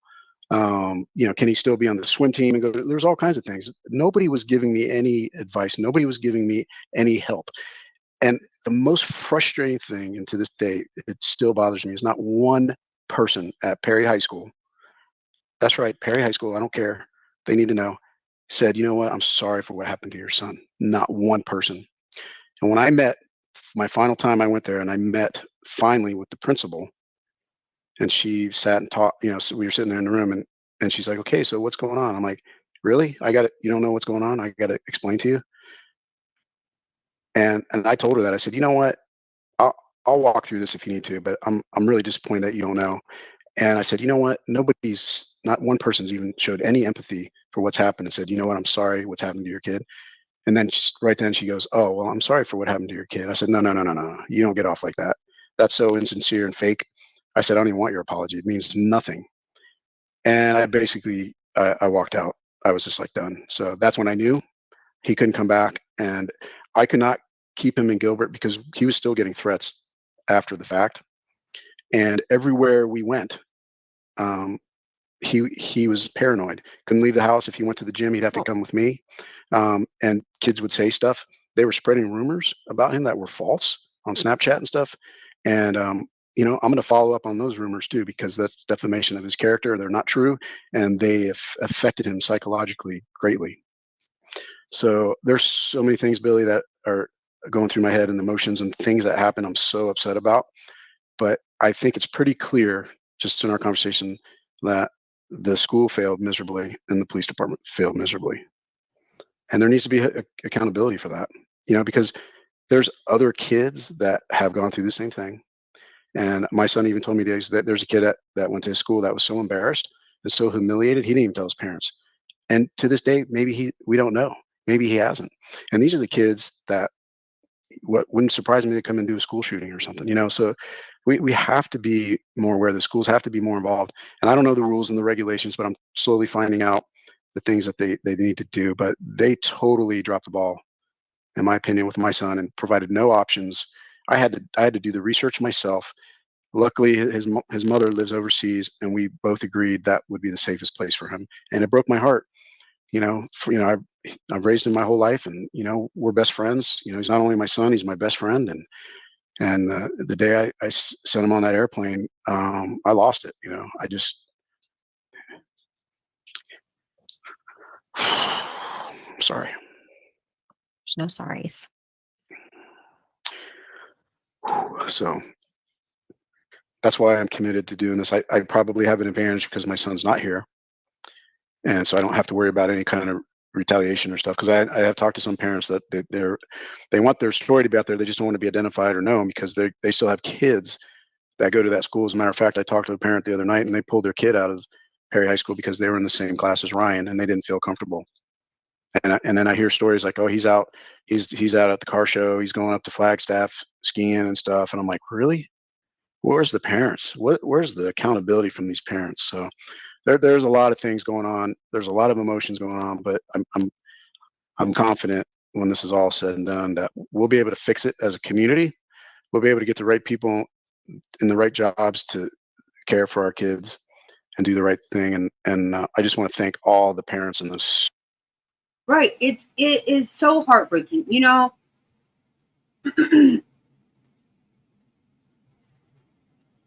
I heard another interview with him that he said he has FaceTime calls with his son, but he's raised his son. He moved there because of the statistics.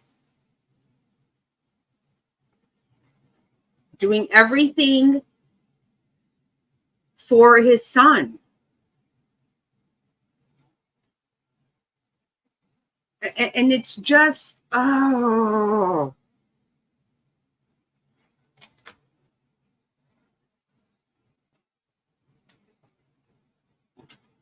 You know what?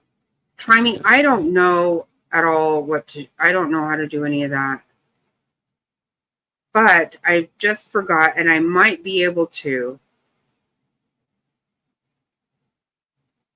Let me look real quick. Hey, Devious, did you see all this? This is so sick. I know you were looking into Preston Lord. These kids are shit asses.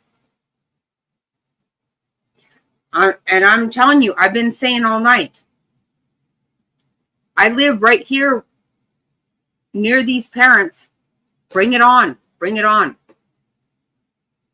You people haven't given a shit about the havoc your kids have been pulling.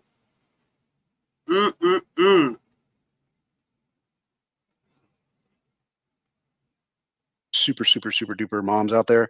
Let me tell you, those ladies are fantastic. And without them, you know, these arrests wouldn't have happened. It's almost, I told a lady that this, I got so many tips and these guys did so much work that I sent all this stuff to the detective. I'm like, I don't even know what the detective did because I gave him everything. I appreciate your optimism. I am also an optimist. I want to agree with you that this is going to be an ugly chapter where children have had to become poster children. Preston Lord and your son and other children who have gone through this have had to become examples in order to explain to the community what has happened. Journalists have been heroes. Parents who have come forward and shared have been heroes. We will not make progress until we get actual accountability, until our leaders call it what it was. Maybe Amen. Everybody did the best they could. It's still a failure. Call it what it was. Yeah. Yep. You're absolutely right. You know, and look, like I said, I don't know all the facts and everything. I can only tell you my side of the story. I can only tell you from my lens and how what I've experienced, but none of it makes very much sense to me. And I just think we have to continue to press this forward. It is a parent. And devious what I'm saying. So in this case, this father, 3 of the Gilbert goons, which were not charged in Preston Lord's case, although the one we were talking about tonight is mentioned a whole fucking lot in the damn arrest record.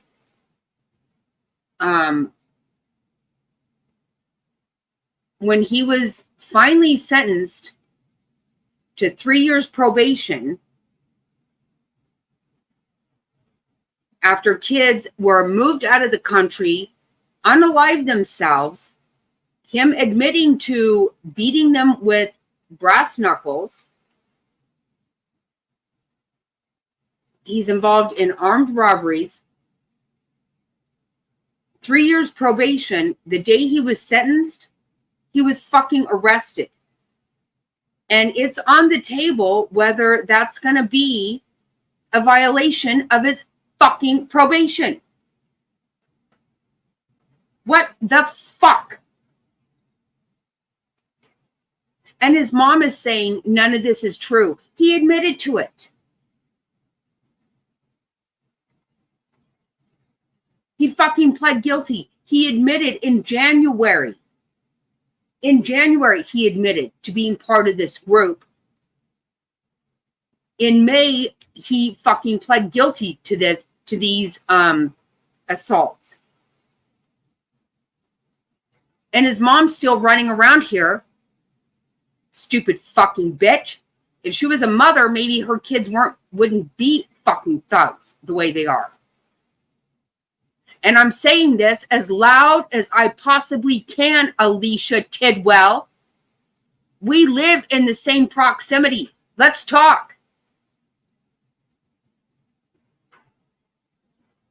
Children behave like this because their fucking parents are not parenting.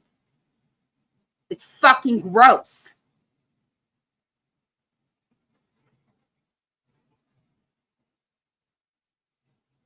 How the fuck is it not a violation of his probation? I showed the fucking court shit. Nothing has been done. It's up for advisement.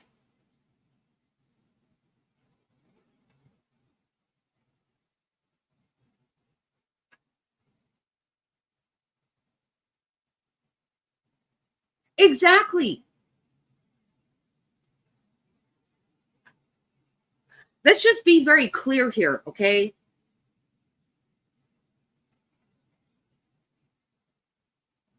I've already said I have a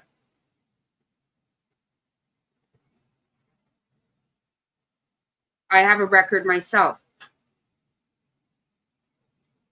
I was told that I had to plead guilty to, what was it? Disorderly conduct and criminal damage of breaking my own phone, which really, it fucking belongs to me. I'll break whatever the fuck I want of my own shit. And that's what I fucking told the cop. But if I didn't plead guilty to that, I was going to be charged with assault. Even though nobody pressed charges on me, I was in my own fucking home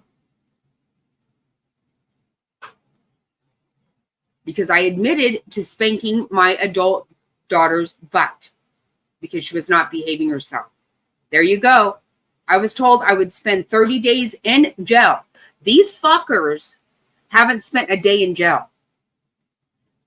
I was on probation. I was told if I was caught speeding, I would fucking go to jail. Now, what the fuck is going on here? This is nothing but pure fucking bullshit.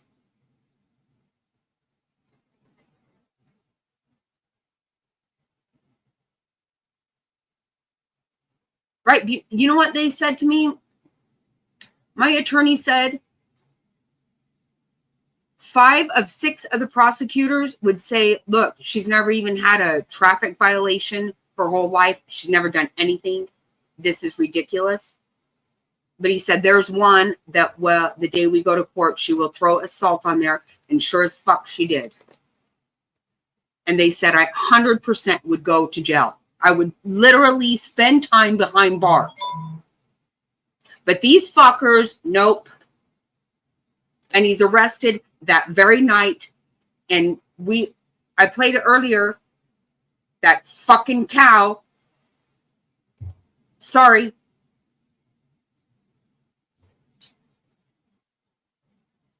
That's what she is. It's a low-level misdemeanor. So, you know, they don't know. What the fuck? You're on probation. I was told I couldn't get a fucking speeding ticket or I would go to jail. What the fuck is any of it? I never attacked anyone.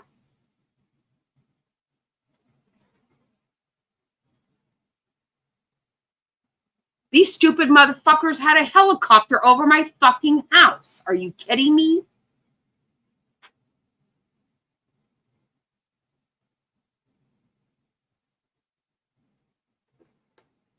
Right. I was not going to plead guilty because I fucking wasn't. I never even left my own fucking home. I didn't do shit to anyone. I spanked my daughter and I told the cop, I'll fucking spank her again. I don't give a fuck how old she is. She's not behaving herself. I'll whip her butt. Period. She didn't press charges on me. No, the state did. This dad has begged these people to do something. Exactly. And that's what probation is. Are you kidding me? Do you know how fucking mortified I was that I had to go to class every fucking week with people that couldn't even get a ride there?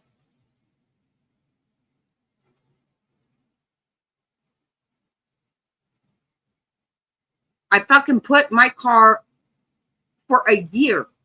I would put my car on cruise control because there was no way I was going to go 1 mile over the speed limit. I was fucking not going to go to jail. But oh no, this kid admits to beating kids with brass knuckles.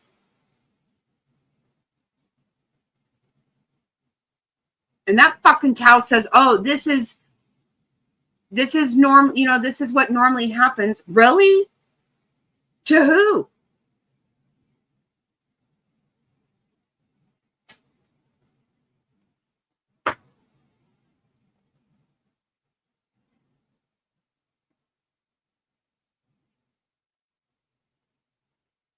The lady that ran my court appointed class that I had to attend said for the first time in 20 years, you don't belong here. The fucking cop that charged me called me and said, my bad. You didn't do anything. No, I didn't. But you know what all I lost? Because that means I am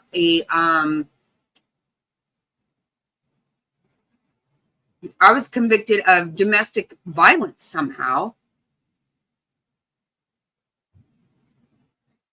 I lost my right to fucking be on a jury.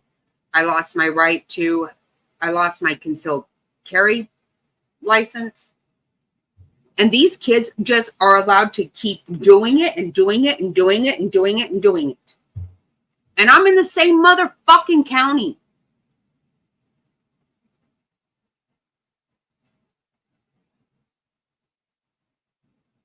So what do you mean, you fucking bitch?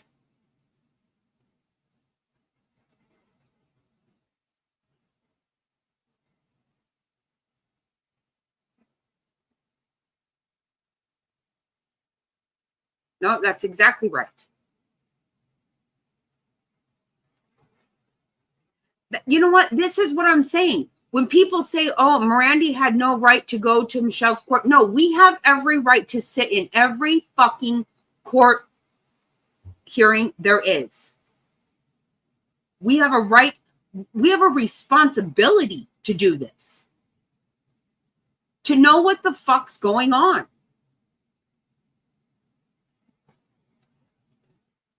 Because for how many years they let these kids run a fucking muck?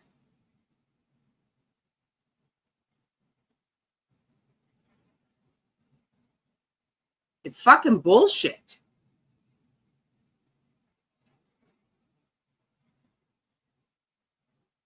Literally says, I'm not kidding you. It makes me so fucking furious. I do not know what to do. Look at this.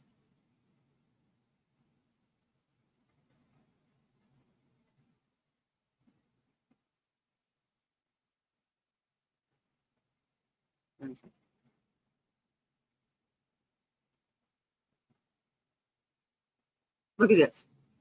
Matter under advisement. What? He was arrested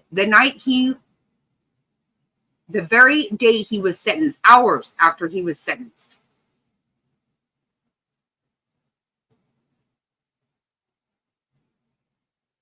It's up for advisement.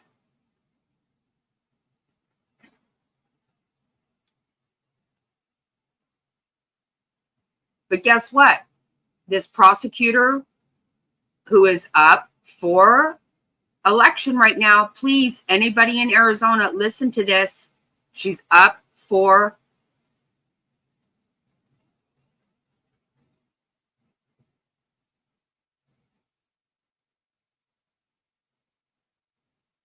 election right now.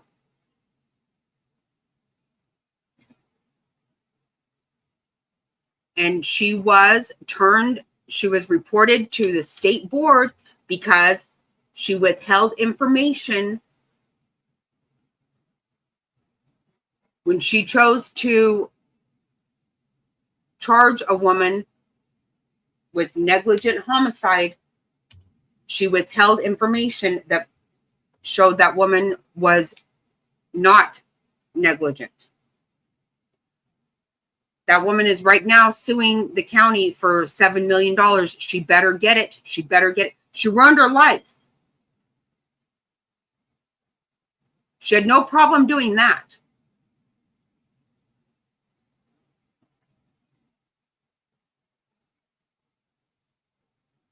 And she told us just earlier tonight, it's normal to, this is a low level. So, it's normal to not revoke their probation. What? It's like I'm fucking taking crazy pills.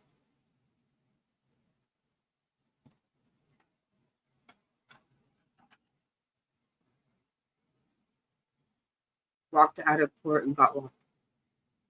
And released again, though. Released. He's not locked up. He's not.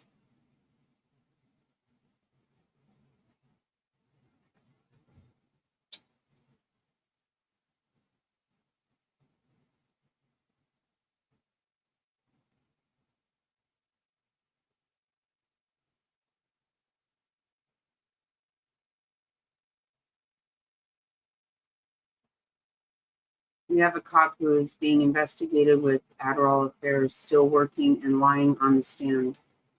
He's been caught lying, but yet still able to lie on the stand. No, I'm not. I'm telling you. This is why we have to hold these people accountable. When we don't pay attention, first of all, parents need to be parents. That's my opinion. My kids have been out doing this shit. They knew full well. We never even went down any kind of road like this because I told them straight up at a certain point, I'm not going to spank you. We'll fucking fight and I will win. I will kick your fucking ass.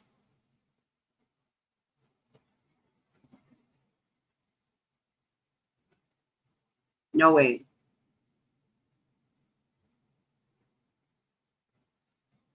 But Devious, this is the deal. My opinion, 100%, is that this town, my hometown, is ranked as the second safest city in America. They don't want this shit to happen here. They want to ignore it.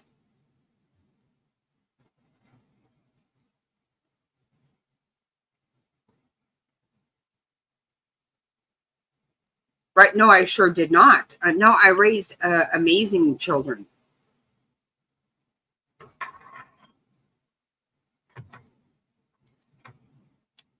Right. But you know what? That mother still, even after her child has admitted to it, she said, I don't even believe this exists.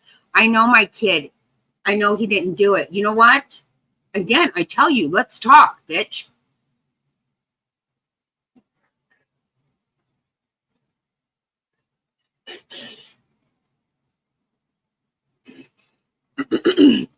All over the Preston Lord arrest records are kids talking about how afraid they were of this kid.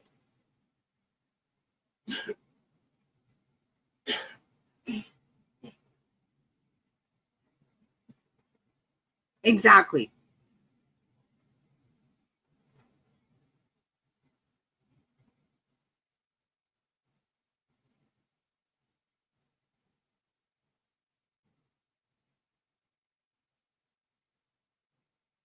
Hey, Mama.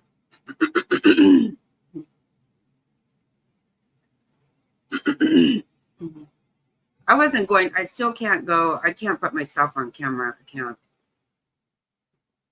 My face is very swollen and gross.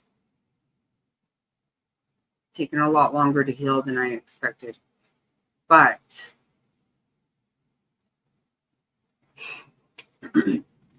this had me so furious when I found out about this.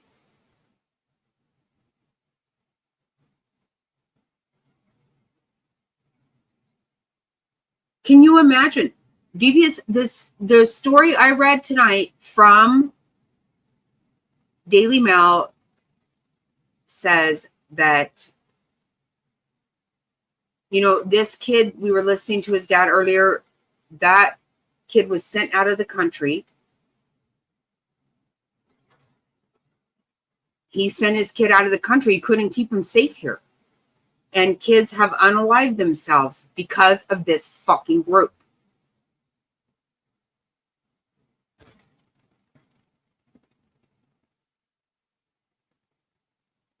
Right.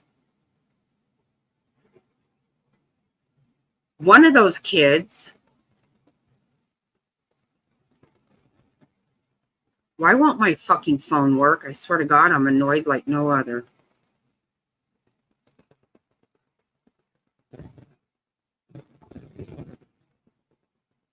The one kid that was involved in, who's been arrested for the Preston Lord, his parents sent him up to a cabin immediately so he would not, no one would see his injuries. Immediately so he would not, sorry. And during the time he was up there at the cabin, he was calling his dad's mistress. Okay.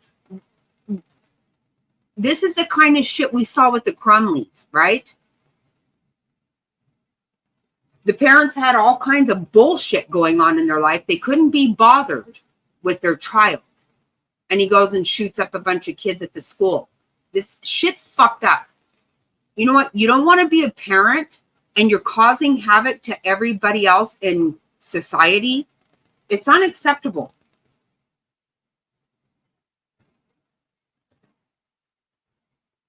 I was so happy.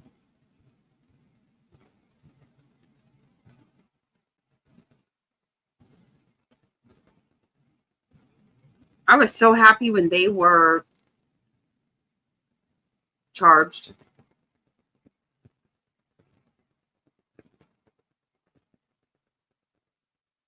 Right, right, exactly. Wow.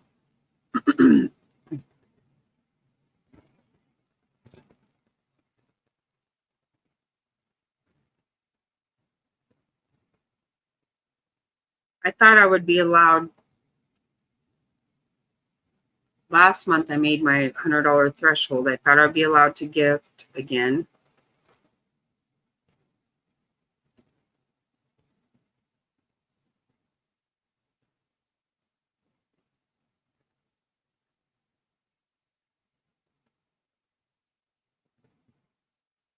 Hey, Crazed.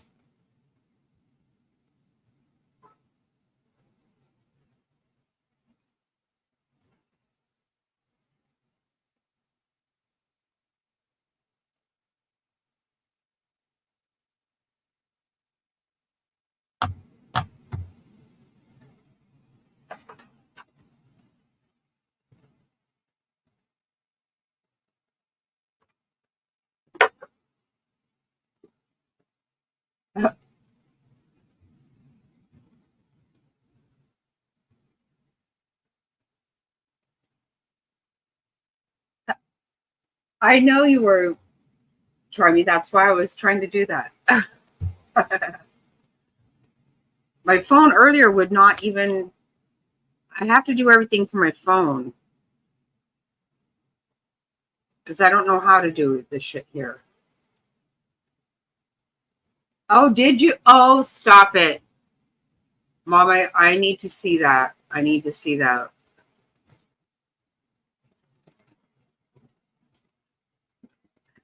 Oh, wait, more. Hold on.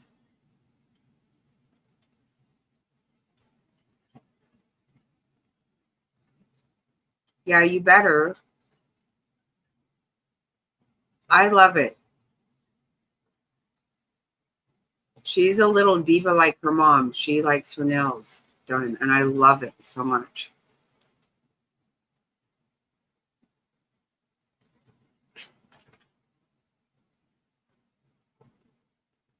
Next week, oh my God.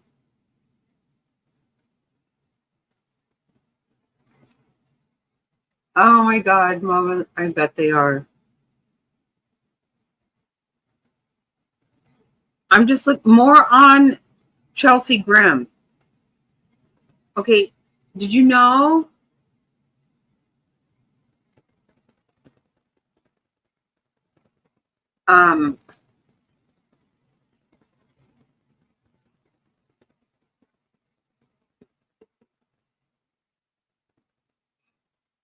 I don't know, Grace, what that is.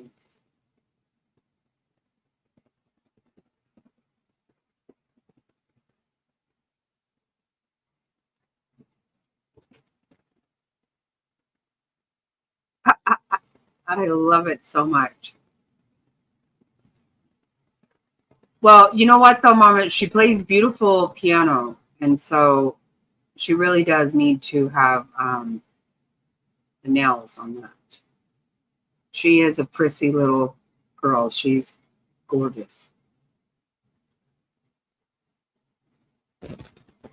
I'm talking about one of the Gilbert goons that was arrested or sentenced finally after years of bullshit to 3 years probation. The very night that he was sentenced, he was arrested again. And as you see right here, matter is under advisement. They're not sure that that's going to revoke his probation.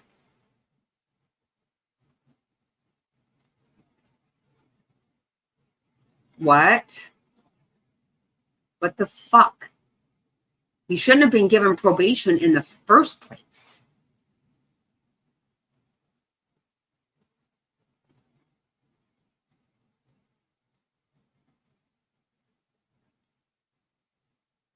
It's infuriating.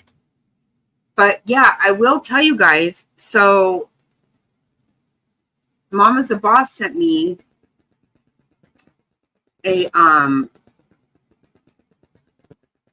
video the other day that I never heard anything about this, but apparently there were some kind of ransom things put in a Facebook page on Chelsea Grim. I don't know, kind of sounded very sketchy to me, but now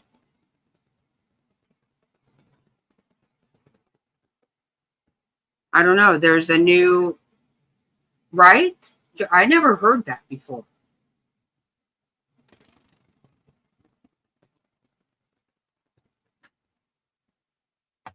Well, I'll show you what, because I never heard this either, Jerry.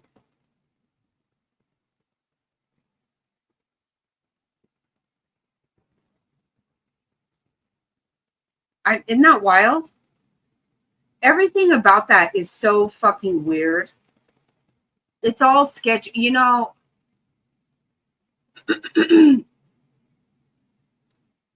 When me and my grandson drove home last month from San Diego, I even mentioned to him, I said, hey, you've driven this with Pop and I how many times?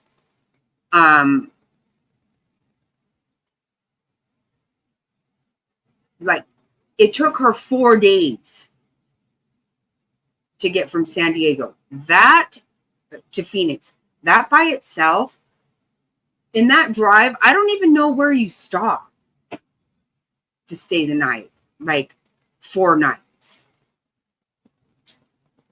Seriously, it's a 5.5 hour drive. It started out sketchy and it got even more sketchy. Okay, so that happened after she went to the airport and couldn't take the fucking lizard on the plane with her.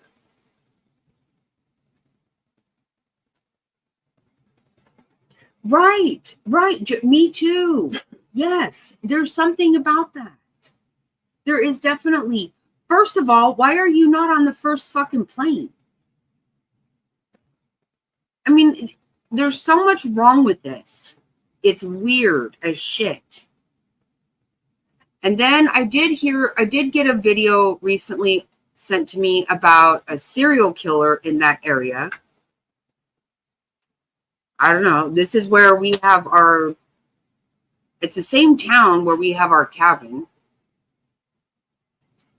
I mean, but right off the highway is a whole nother story, obviously.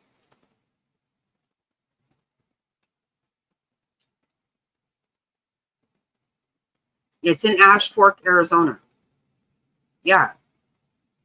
Population 500, which that's what I heard. I find that even hard to believe. I think it's more than that. You think it's more than 500? Stop it. It's an I-40 serial killer thing is what I saw. But anyway. No, I'll show you. Watch this.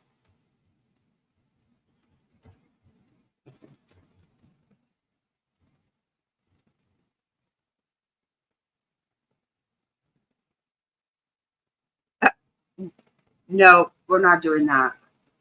We're not doing that. Yeah, listen to this. You guys, I'm serious. I never heard this before. No,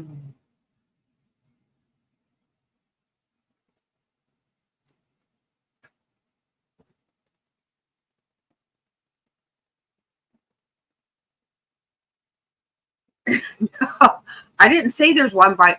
No, I said where she went missing is by our place. The serial killer is supposedly on I-40.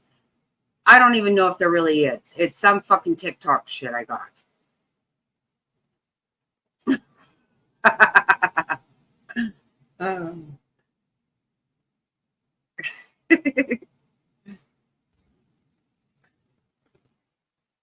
I know, I'm playing too. Come on up, everybody.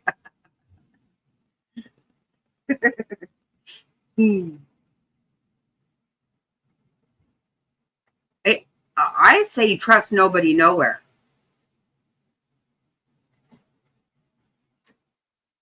You know, once they've identified a serial killer, once they identified a fucking kitty fiddler, that doesn't mean that they just started existing. No, they've been doing shit for a long damn time. I trust no one nowhere. Right. As far as I'm concerned, everybody's a fucking fiddler and a killer. I don't care. I'm not going to accuse you, but just stay out of my fucking way. I don't care. I don't play with people. Right. Right. Try me. Exactly right. Respected private investigator working with the Grimm family. You were responding to Andrew, correct? What were you saying? I was. There was some discussion about the FBI. And when we first got this case, I started going through the original information that had come in from tips and leads from the folks out there that had seen this issue on the news. There were some ransom texts and messages that had come in, and that's what I felt was our best chance of establishing probable cause to get the FBI involved, to get some federal court orders or search warrants or whatever it would take to go after AT&T to get their cell phone, the cell tower data. When the FBI, so I'll back up there, Coconino, excuse me. So I wrote a search warrant affidavit for that, using the ransom and the kidnapping as my crime.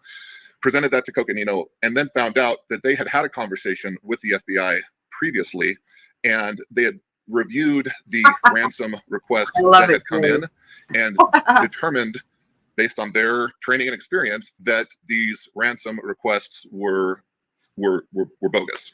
So they did not feel that they were of value or indicative. Well, I happen to.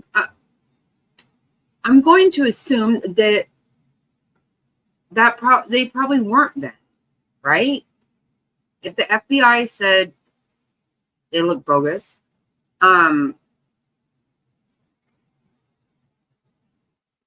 every fucking thing about this case is weird as shit. It is. Exactly, Albert. It's messed up. 4 days to get 5 hours on the road. Okay, I don't know what she was doing, but literally we take this drive every year. You can stay like in Yuma. I don't know how long you can stay. I mean, really?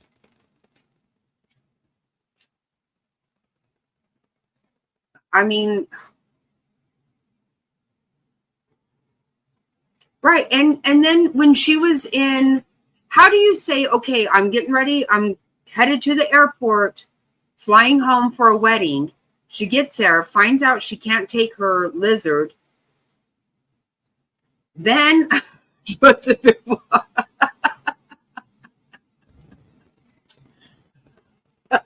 right, like seriously.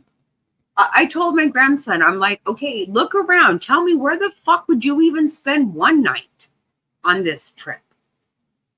You just wouldn't.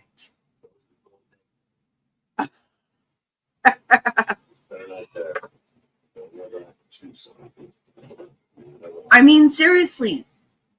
Then after that, she goes to Seligman again. Not any place anybody goes to, really. She tells the guy at the hotel there, they haven't showed us all the video of her talking to the guy at the hotel in Seligman, but they show us enough that she's trying to pay in euros, and she tells him because she needs to stay off the grid. How could you be less off the grid than in Seligman, for fuck's sake? You're in Seligman. Yeah, she didn't even know that. We went into a store in Seligman one time, and the guy just out of nowhere started trying to tell me how to make sure that nobody could track my phone. Pull the GPS chip out of your phone. Right, how to pull the GPS out of my phone. And I was like, okay, like, not trying to do that. Excuse me? Seriously. You have to go. She really didn't even realize she was good in Seligman, I guess. But why? Why did she need to do that? Because then she turns up missing in a town 15 miles down the road.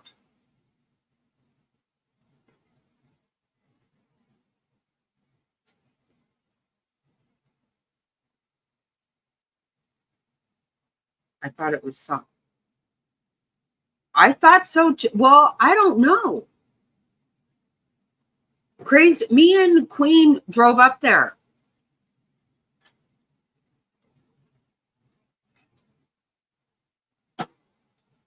But I never, ever, until the other day, heard about these ransom things. I never did.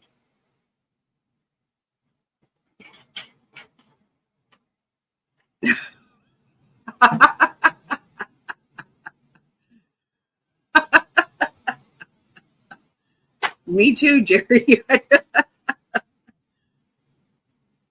There's obviously some mental health shit going on here. I mean, As far off the grid as you can get people. So oh my God. Of a crime occurring. That information then went back to Coconino. And so the sheriff's office felt that when disclosing the fact that the FBI had made a determination on the validity or lack thereof of these ransom requests, that would have to be turned over to a judge in an affidavit, and that we did not, based on the FBI's findings, we did not have probable cause to seek search warrants based on a kidnapping belief or suspicion. Got a question for you. Tell me about the ransom notes.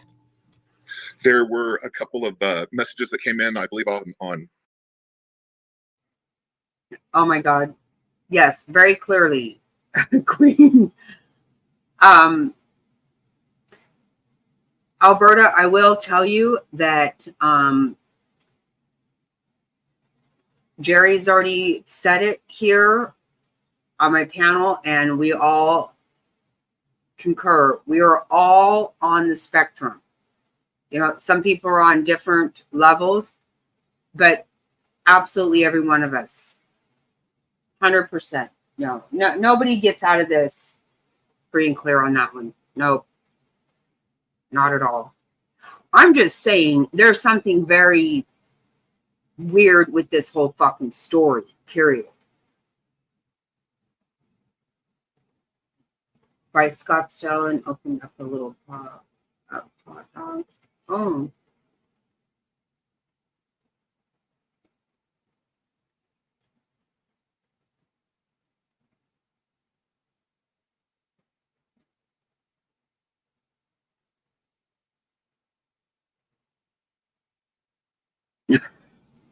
Oh.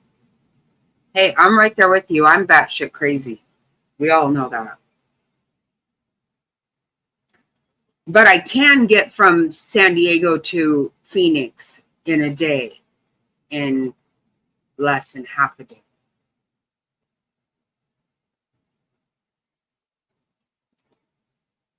Craze, off the grid, these are the areas. Ash Fork, Seligman. Yeah.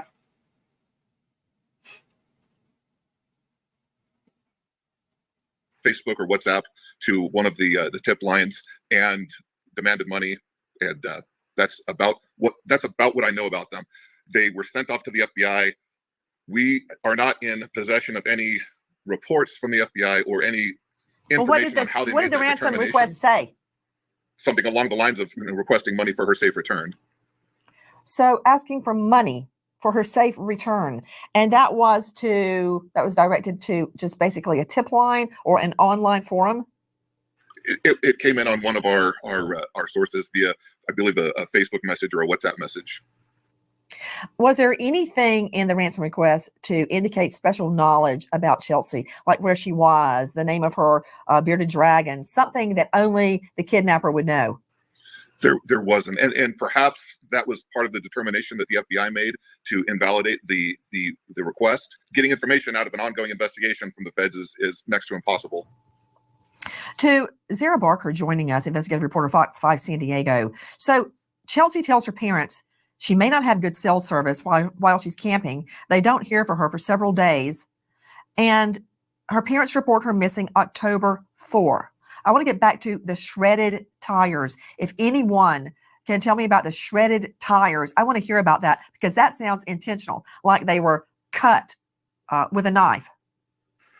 Yeah, it definitely does. And one thing I want to point out too is obviously those tires were flat or shredded. Whatever the case was, that vehicle was not drivable. So at that time, she had no choice but to leave that car. What we don't know is, where did she go? And did she go with somebody? I mean, Ash Fork, Arizona, where her vehicle was found, was not a very populated area. There's less than 500 people that live in Ash Fork, Arizona. You would seem to think at this time that they all know who Chelsea Grimm is and have been keeping an eye out for her. Somebody there has to know something, because she left her vehicle on her own volition. I'm curious about the shredded tires. To me, that suggests that it was done on purpose, not that she just ran over a knife, ran over a nail or a piece of glass.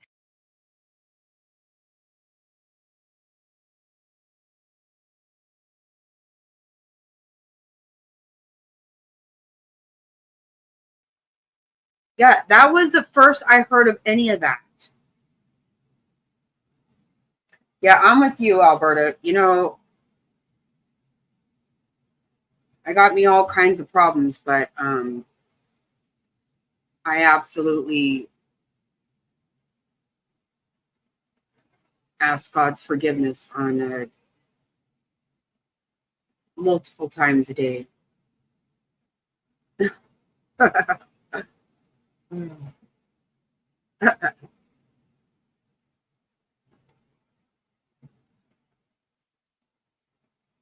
I just got to be good with God. That's what I got to do. Yeah, so now we see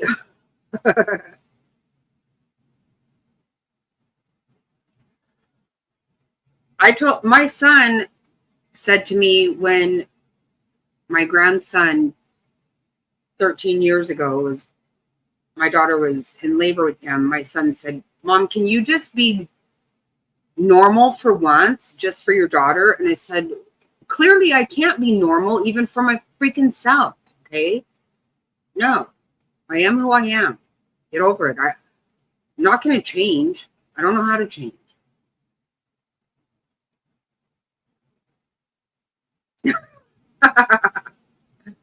Oh my God.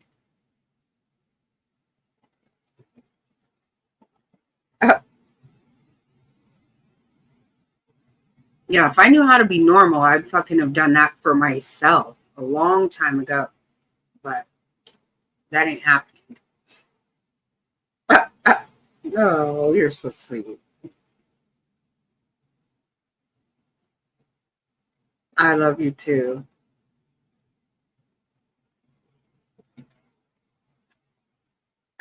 I know, bro.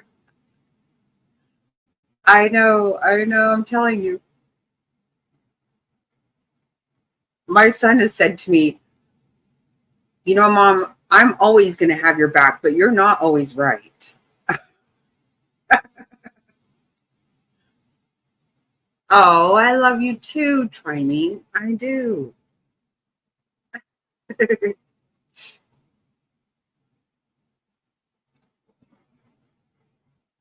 Right? That's way too boring. Exactly right.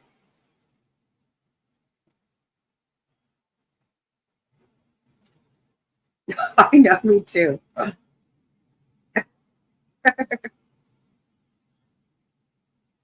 my God. Oh my God, that's hilarious.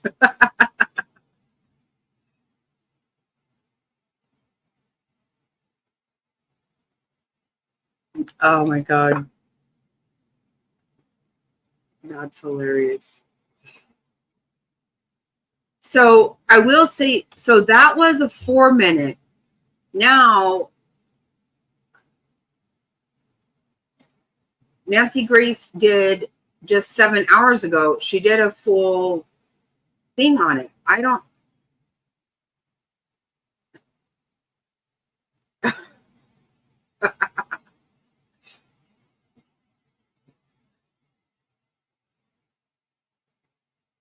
Well, I know I started watching, and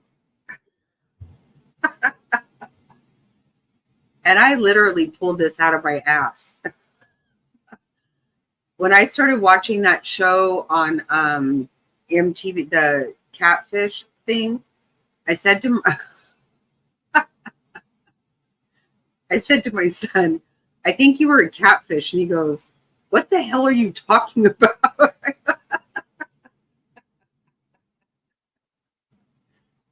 He said, I'm just kidding. I have no idea.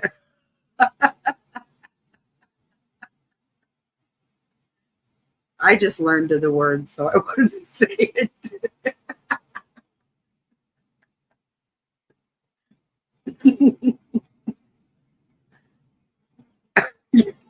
Oh, I definitely don't want to hear about it either. Yeah, I can't. I can't hear about it. La la la. Yeah, I'll hold my ears. I can't.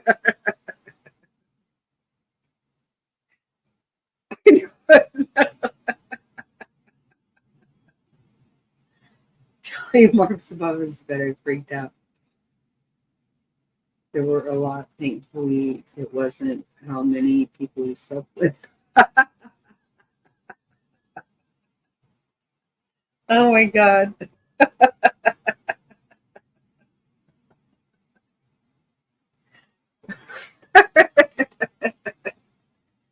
Oh God.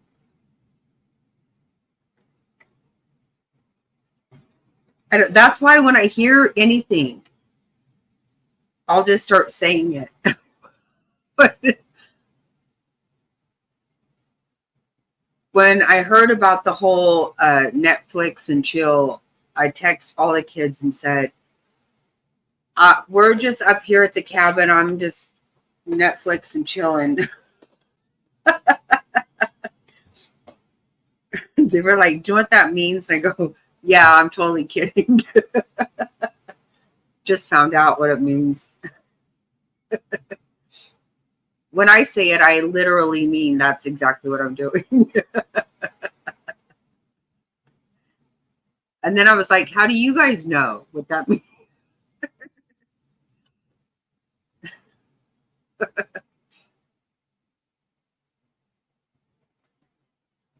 Oh my God.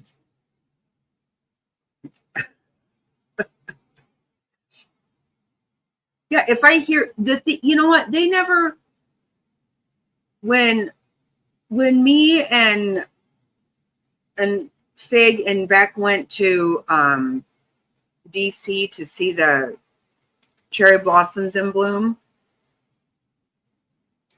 I kept saying to them, you know, I know we just need to go right on the Potomac. There's a walk space. I went there so many times, but they weren't in bloom. And I said, we need to go right there. And that's going to be our money shot. And they were like, can you quit saying that? And I'm like, why do I have, what the fuck does that mean? I still don't know what that means.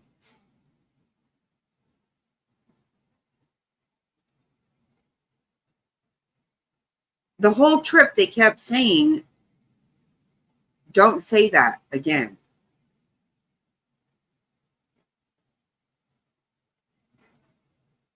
Me too, Albert. I love them.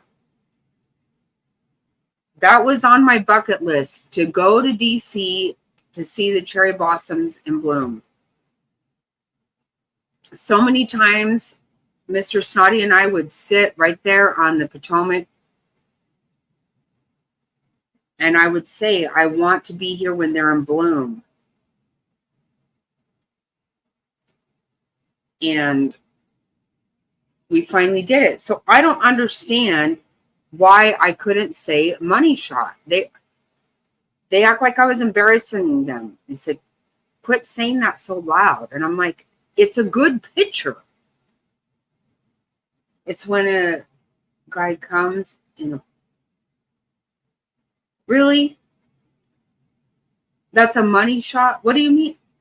Why? I don't know what you're saying, Jerry.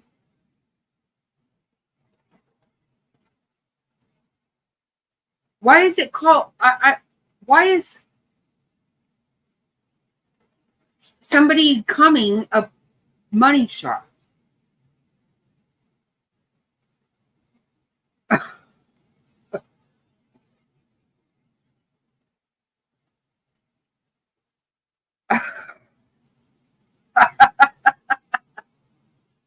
Well, come on. I was being very serious. That's the perfect place to take a picture. That's a money shot to me. What the fuck? Why does everything have to be about fucking a man's penis? For fuck's sake, who cares about it? My God. A way of putting it in porno. Really? I'll be damned.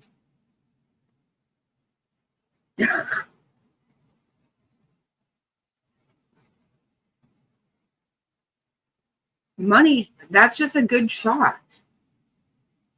I don't get it. If the whole fucking world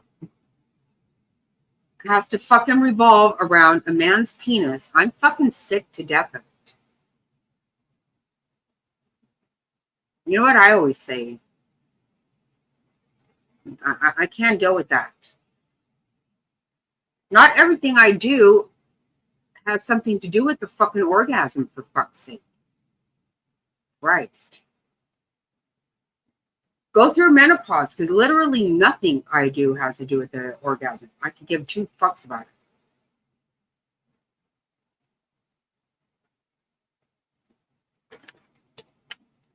I wanted a good picture. 37. See, and I forget what these things even are, actually. When you guys even teach me and I still forget. For the money shot for me was when I got a picture. There you go. Yeah. I'm going to say 100% that's a money shot. Yeah.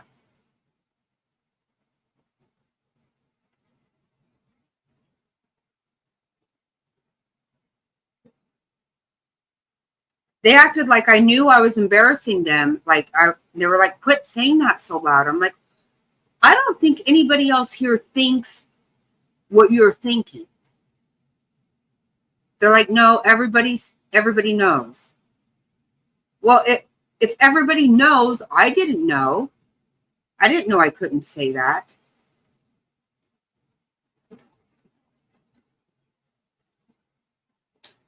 Good night, legs. Love you. Yes, we do. What do you mean? You know what that means too, Jerry? What? Who cares? Mine, yeah, I swear I had no idea. None whatsoever. Zero idea I was saying anything bad.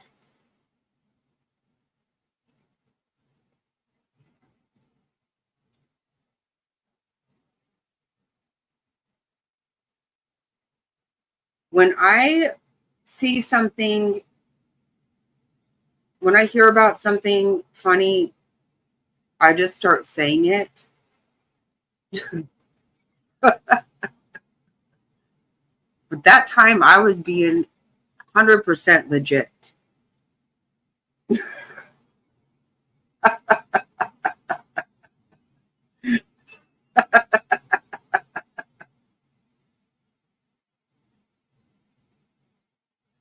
On It's a Crime, Linda kept saying circle jerk. What is circle jerk? See?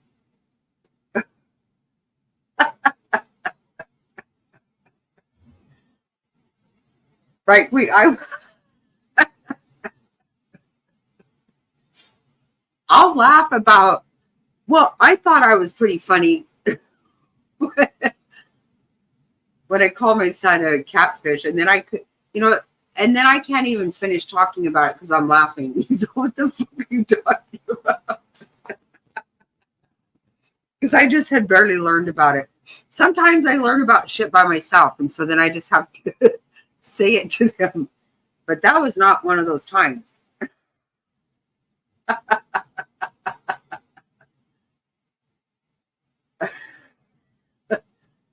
She didn't know either and said it over and over. I don't know what that is. Why does you guys already know that I think this shit's made up.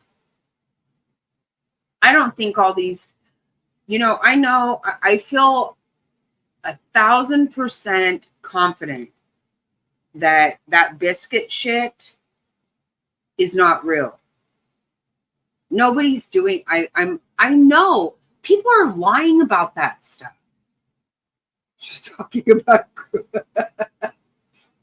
I still don't know what a circle jerk is. I swear I don't.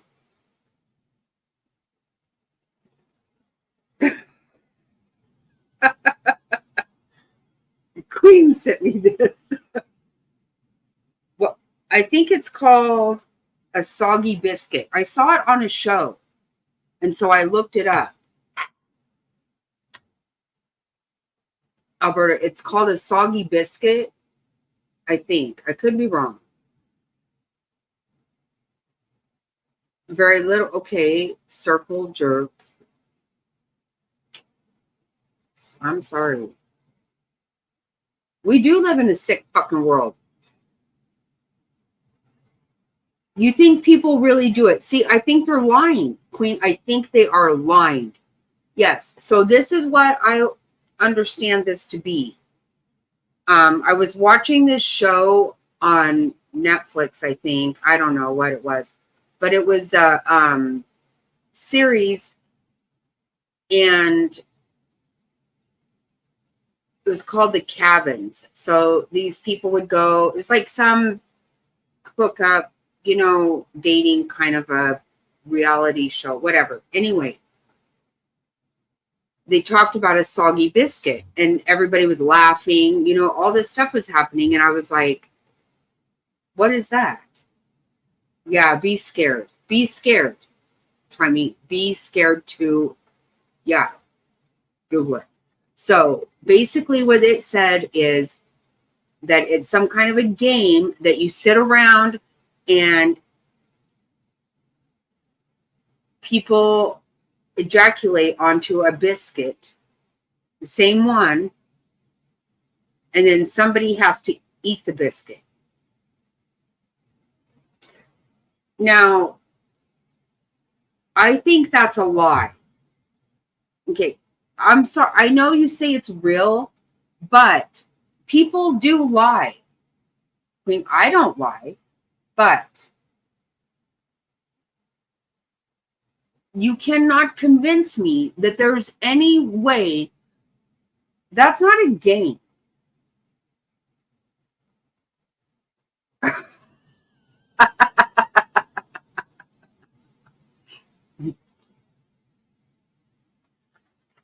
I think people are lying about a soggy biscuit.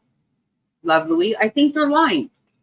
I swear to God, I think it's not true, because if people were to, just because somebody says it, they could be trying to pretend. I mean, I don't know who the fuck would act like that's cool, because it's the most foul thing I've ever heard of in my life.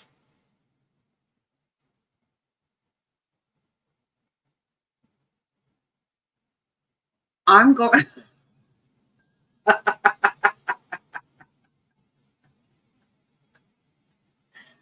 A money shot. Oh my God. Oh, Lord. Oh, miss you too, Love Louie. No, I'm telling you, I'm going to be honest with you guys, okay? This is where I come from. I think that people lie all the time.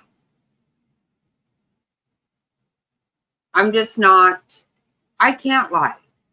I can't.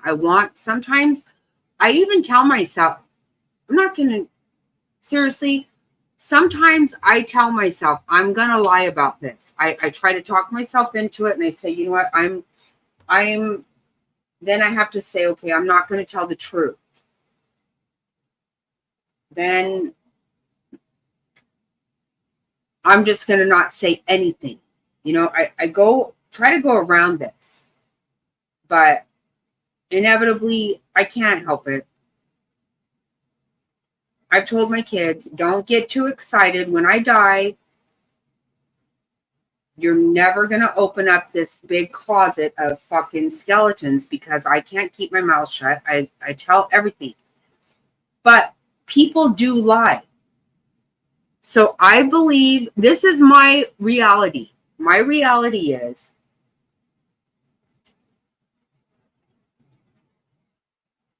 I'm sorry to tell you, but even when people say they swallow, that's a lie. Nobody's doing that. No, they're not. Why the fuck would you? Zero reason for it.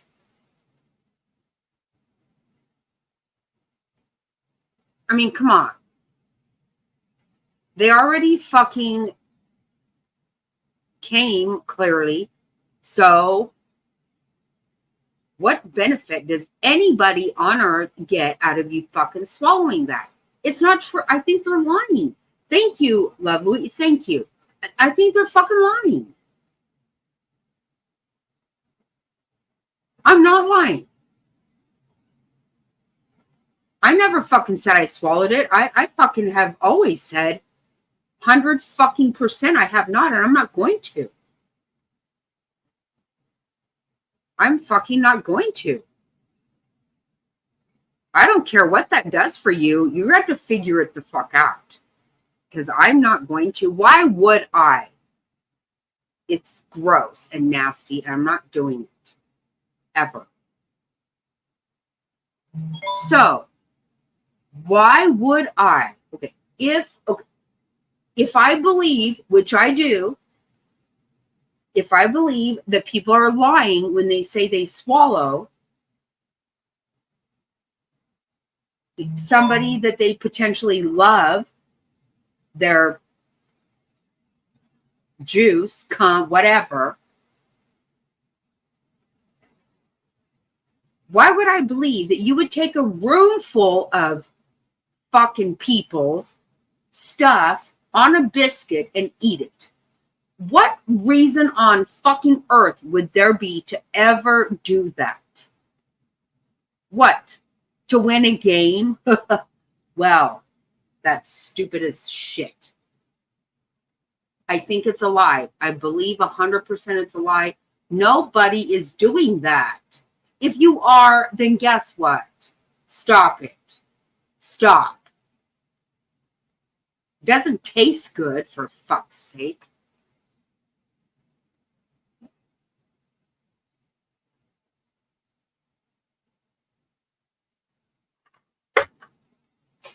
Because of Chelsea Grim and her weird shit. Well, I think that some people do worse. But you know what? How many people do you actually believe say that? Say they do stuff that don't. You know, people lie about a lot of stuff for no good reason.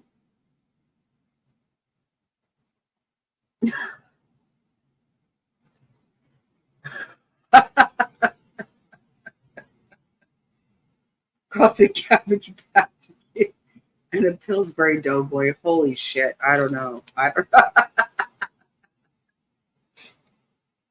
No, I'm not saying not to swallow. I'm not telling anybody not to.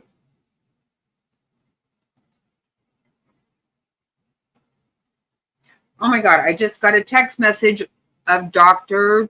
Phil with the goons.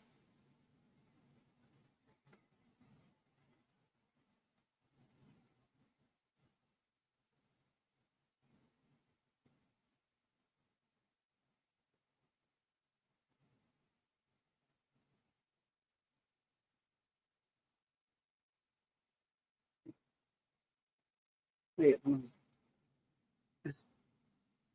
no, you know what? If you really enjoy, don't let me, please do not think that I'm trying to stop anybody from doing anything they want to do. I'm not. What I'm saying is, I honestly believe that people lie about what they do. Okay, Alberta, you got to give us the answer now. Or should I have already known it? Fuck. Now I'm going to look like that person again.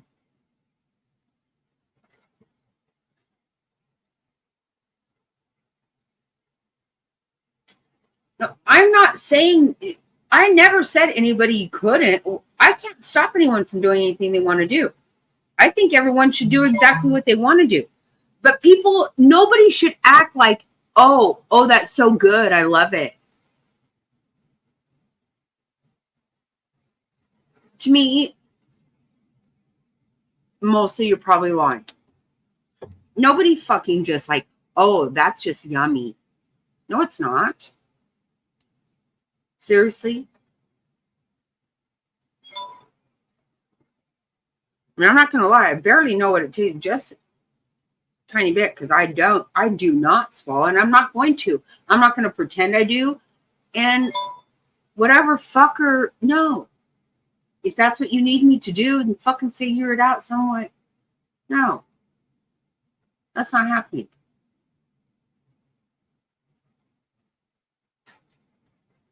For you to get your jollies off, I have to fucking eat something gross? No, I'm not going to. How about no? That's not going to happen.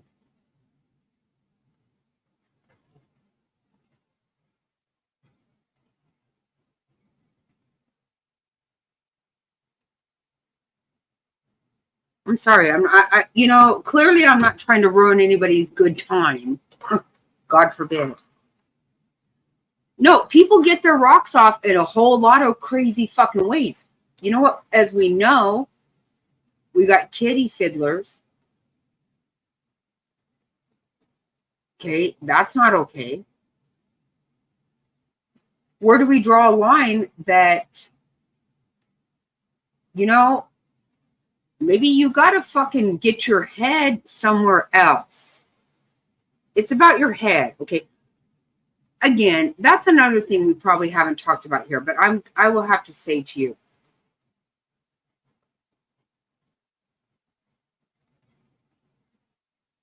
you're having an orgasm is absolutely 100% in your head. And I don't mean in your penis head. I mean in your head. That's where it comes from. So whatever fucked up shit you got up there is what you might need to fix, what you might need to work on, instead of acting like I got to eat some gross shit. Okay, hold on. What? I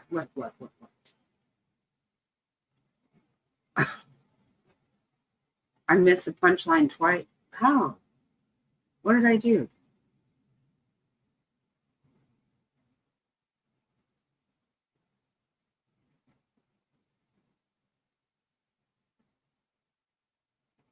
Oh, it did not. Okay.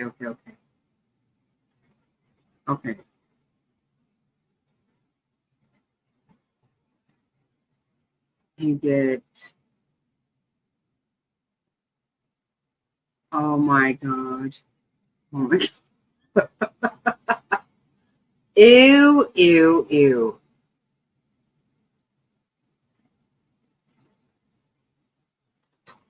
Yikes.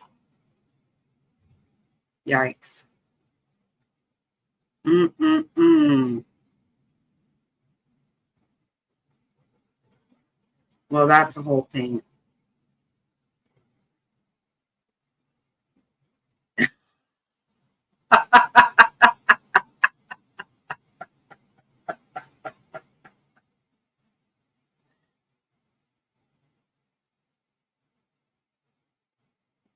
Hey, I am not trying to act like I'm some kind of expert here, because obviously I'm not.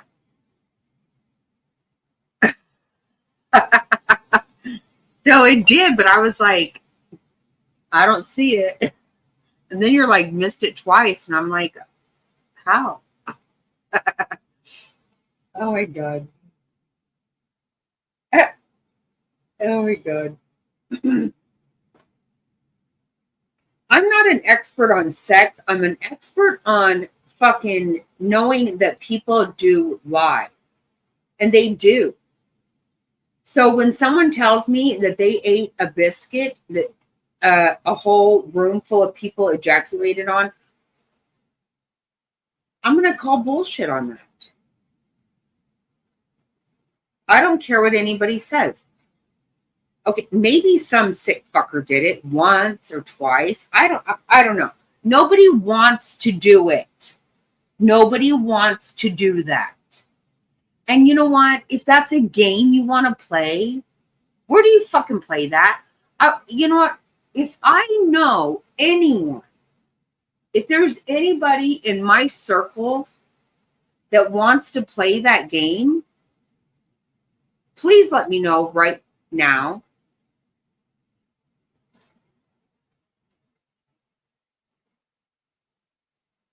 I don't want you in my circle. I'm being completely honest. Hey, everybody do what you want to do in your own bedrooms, not my business. Hey, I'm good.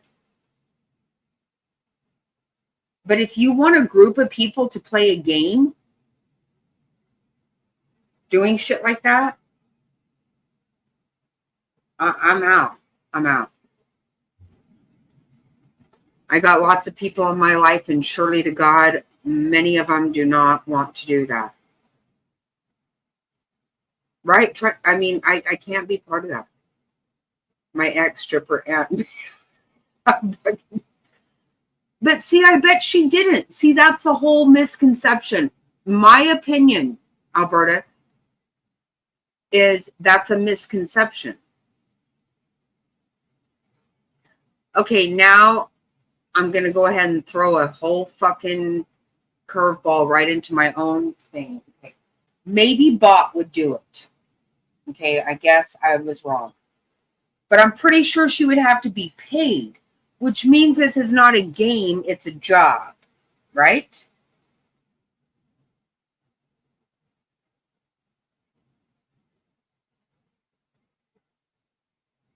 See, I'm not throwing shade on anybody's. People do what they do. My idea is nobody's doing that because they want to. That's my opinion. Probably, I would bet you the drugs did it, Alberta. I would bet. That's my, I don't know. And I'm very sorry to hear that, because I assume that's not something she wanted to do.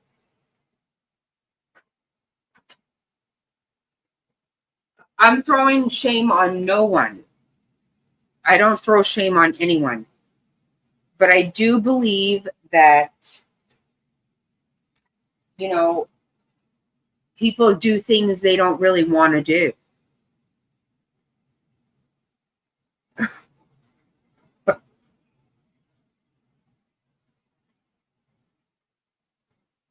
No, I'm going to be completely honest. I think if anybody does that and they say they like it, I think they're lying. That's just my belief. But let me tell you, if you really eat a soggy biscuit, then fuck me. I don't know, man. You got a gut made for something. And oh.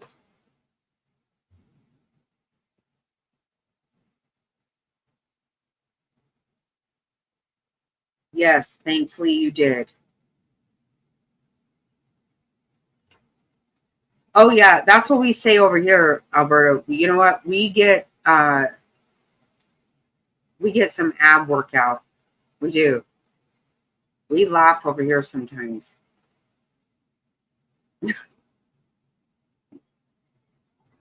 No, I find it sad that anybody might really feel that vulnerable in their life, that they would feel like they would, you know, for whatever reason, and I don't know I can't imagine the reason, because supposedly this is a game. Game makes it sound like it's voluntary.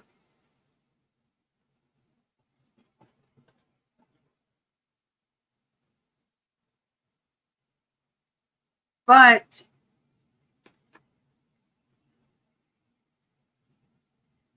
you have a hard time convincing me that anybody truly wants to just eat a soggy biscuit. That's seriously, you guys know I'm not lying.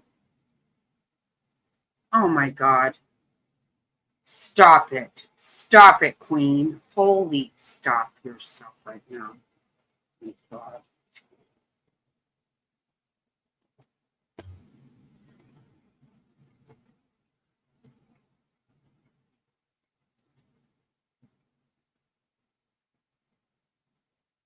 My Lanta. I can't.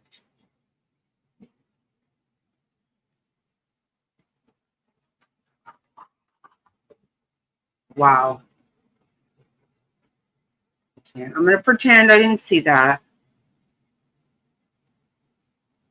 because I just can't. So my idea, this is where I come from. Okay, clearly not everybody thinks the way I do.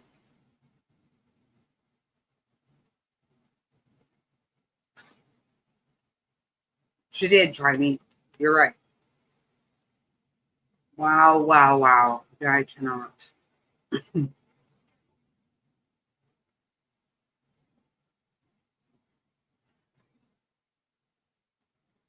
Got this whole image of my head of, you know, freezing things that.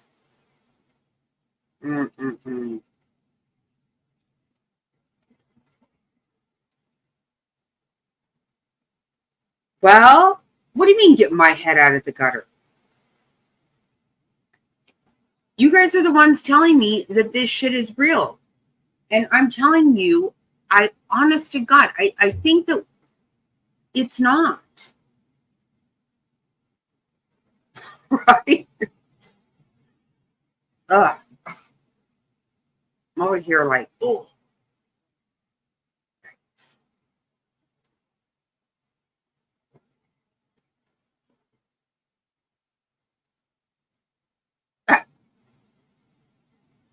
Yeah, I know.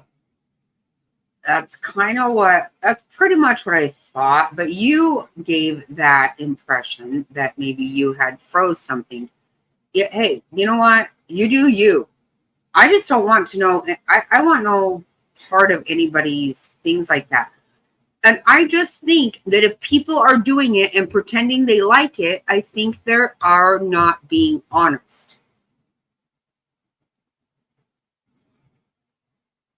You know, I do believe Bot would do it for enough money. She peed on somebody. I'm not going to do that. But I can tell you right now, I would come a hell of a lot closer to peeing on somebody than to eat a soggy biscuit. Because I fucking would not.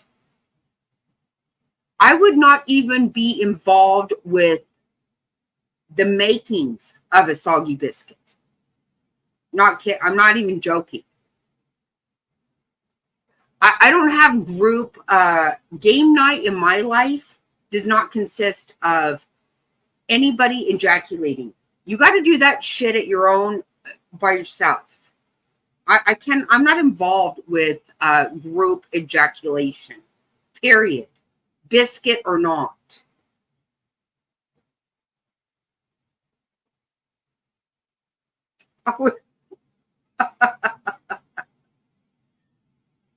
Well, thank you, Queen, for that clarification, because I'm just really a little worked up.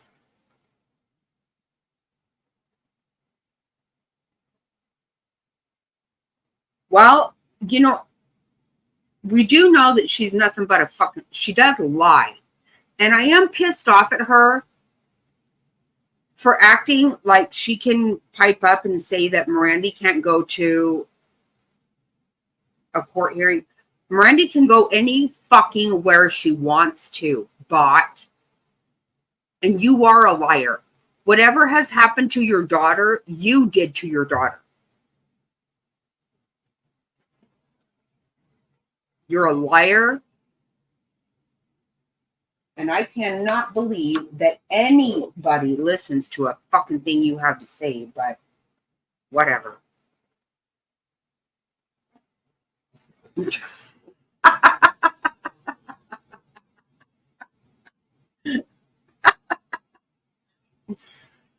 I did too. Yeah, try me. I did like that. Oh God, you know that cracks me the fuck up. No, a Peter Piper joke in my head. Oh my God, Peter Piper.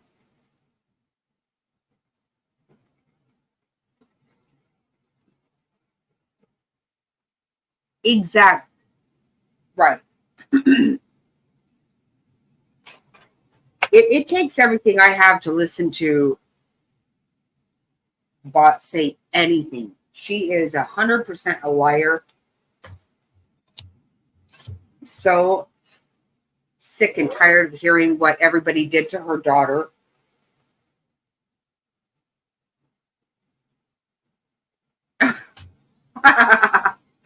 Oh, that's funny. Oh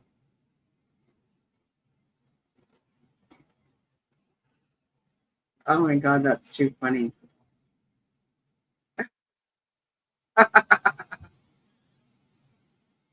Oh, no, I don't think she would. No, she didn't go to jail. Wait, what did I miss? Maybe she did. Maybe I missed something.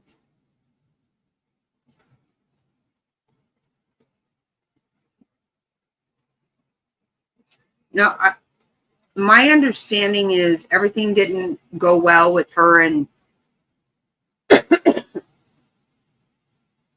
Gotti, girl, which, no surprise to me. Oh, I know. Okay, now I know, Frazzle. Okay, now I know what you're saying. Bot was having a big fit because Mirandy went to Michelle's court hearing, which she has every right to. Everybody needs to understand we all have every right to go to any and every court hearing we want to. Nobody needs to give us permission. We have right, in my opinion, we have a responsibility to do this. This is how people get by with shit. Nobody's watching what they're doing. And COVID was a big problem because everything went unchecked.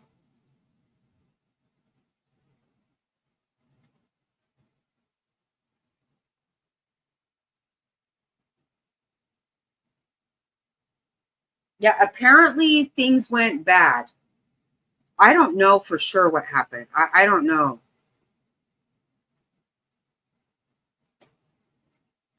Yeah, Frazzle, she supposedly has to be out of there by September 20th. Yeah. What does that mean? I don't really know because I thought she was supposed to be out last year.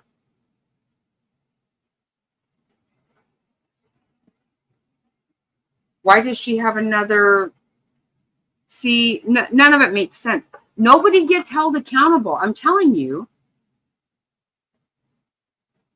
I wouldn't be allowed to live in a home one night that I didn't pay for.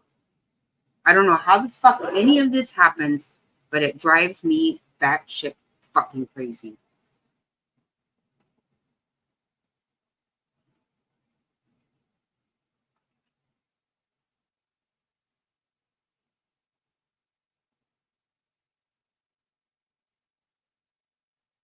Yeah, Gotti Girl's too much for me. I don't actually know her very well at all. Like, at all. But everything I see from her is just too much. I can't take it.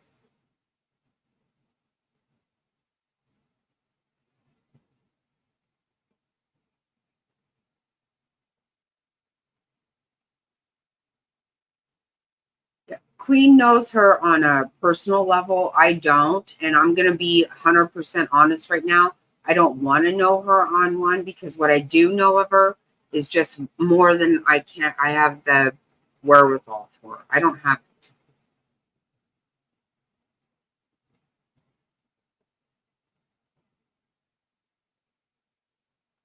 Right. Yeah, I have an issue. No, I don't. Honestly, I don't like her. I mean, if I'm being honest, I don't care for her.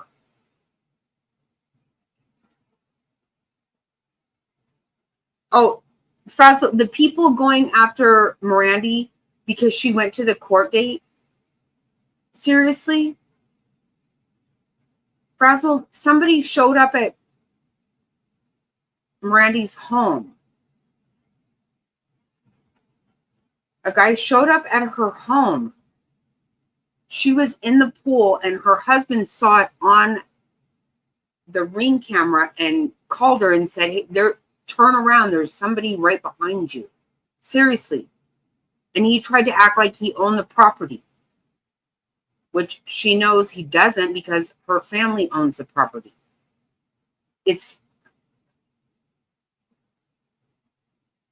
She is allowed to go to any court date she wants to. Everybody is.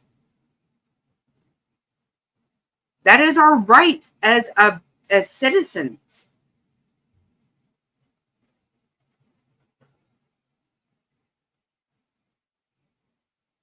I'm not trying to upset Queen either. Exactly. Everybody has a right to their own opinion. Of course they do.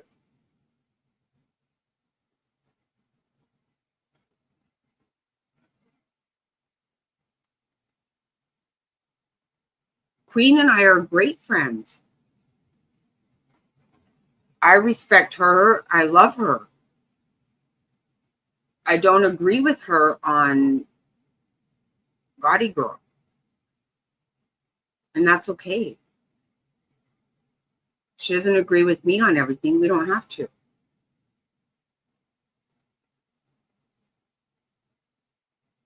Yeah. Gotti Girl makes my fucking head hurt. I can't take it. She's too much for me.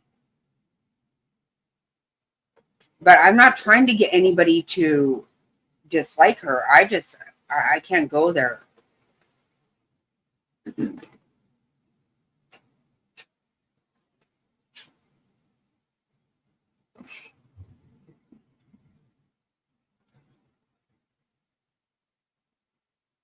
She did. Frazzle, she ended up calling the police later because everyone told her she needed to. Because he came back. He came back later and Mr. Morandi went out there. It was late. It was later in the evening. Went out there armed and let him know to stop. But we all talked her into she needs to call the police. Because why? What was that guy doing there?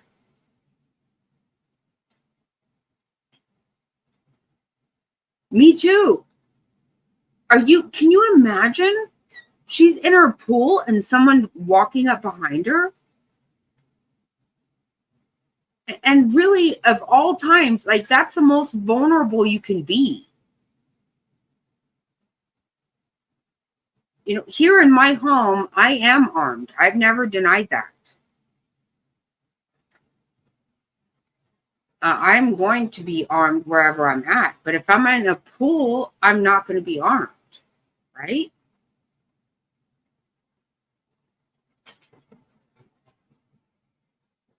It just makes me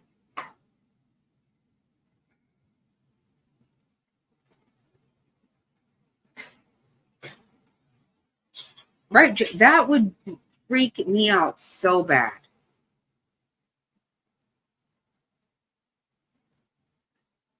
And honestly, you guys, I don't believe that was Michelle. I don't think Michelle pulled that off. That's my idea. We all know who I think has attacked her based on the geographic area. I have a good idea, but I'm not making any accusations. I'm just saying I have my own ideas.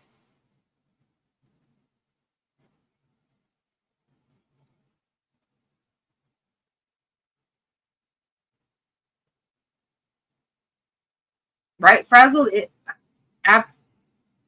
Oh, good. Okay, it didn't. Okay, Queen, because it sure could have. That's my thinking, Jerry. I don't think.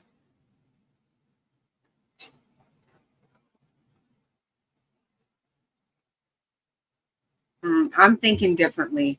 Geographically, I'm thinking differently. But, again, I don't think Bot has any friends either.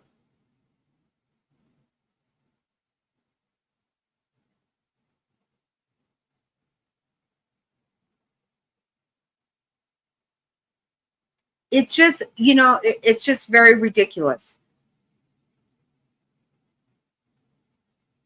I don't even know that this is my thinking. That person going to her house, I don't think had anything to do with her going to Michelle's hearing.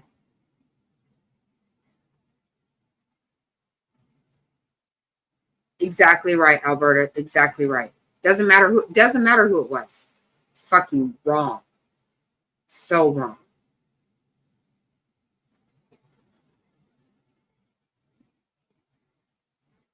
Exactly, Frazzle. Right. Yep. No, I don't think it has anything to do with her going to the court. But everybody needs to stop. You know what? This is the problem. You have people like Bot, all these people wanting to talk about. I've even heard people, which I can't, I don't even remember who it was, but I heard someone saying, well, if she's going to go to Michelle's hearings, then she needs to go to everybody's hearing. No, she doesn't. No, she's allowed to go to any fucking hearing she wants to. We all are allowed to. You shouldn't take repercussion over doing your fucking citizen duty. In my opinion, it is our duty. It's our responsibility to hold people accountable. Nobody goes to these hearings. Nobody fucking sees what happens. Nobody pays attention that these fucking kids, Gilbert Goons, are fucking terrorizing people. Nobody pays attention. We have to pay attention. It's our responsibility. That is my opinion. But whether you agree with that or not, it is 100% our right. Hey, pallets. Miranda has a right to go anywhere she wants to.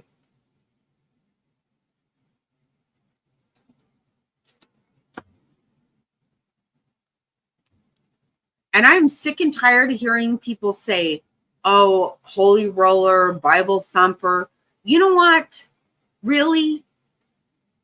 Because she's not a shit ass?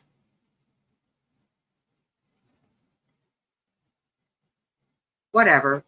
You know what? You guys can all say whatever. I don't mean you guys.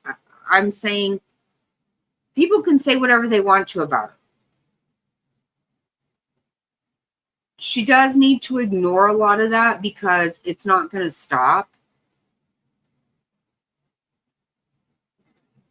She can't, she will not, better not ignore somebody walking up in her yard. An actual person. That is so unacceptable.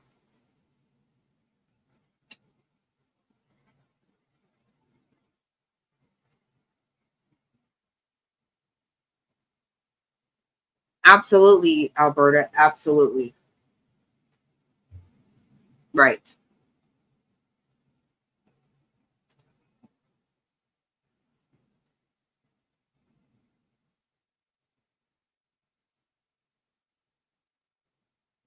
That was very wrong. It was very wrong. Whoever it is that had someone come into her yard messed up.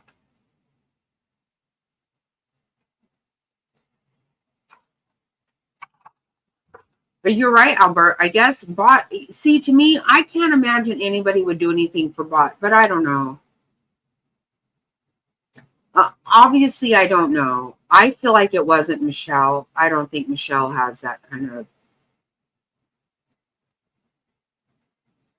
It doesn't matter. Whoever it was wrong. I love what Miranda does every day with her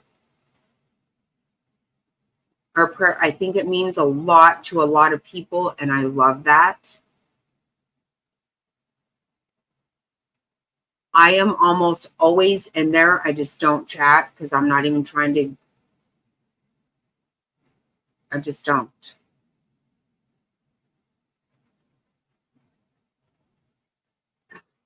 Oh, brutal. Oh my God. Exactly right. I do. I love everyone. I want nothing bad for anyone.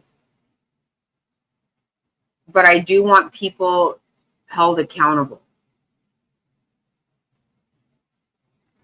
for their behavior.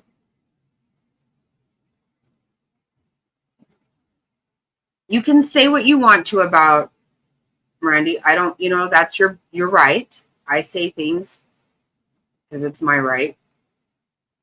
Somebody coming to her home, that's not okay. That is not okay.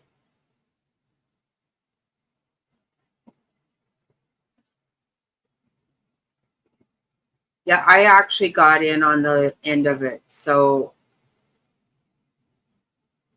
I backed it up and put it on a higher speed. If I'm not in there, I do listen to it every day.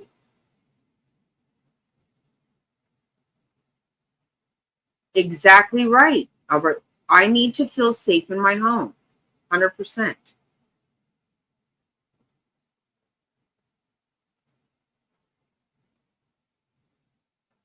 Yep, you're right.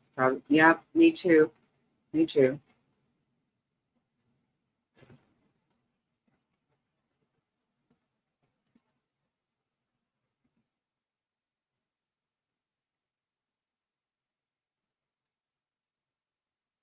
Right, right.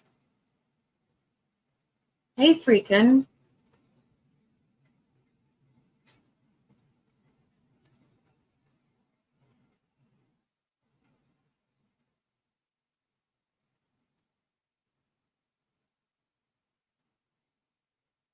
No.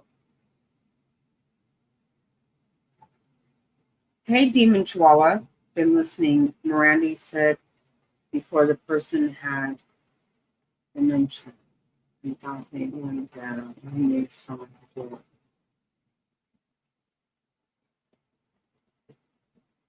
Oh, she said that's what I never heard that part. I didn't say it was bomb. Why are you saying that?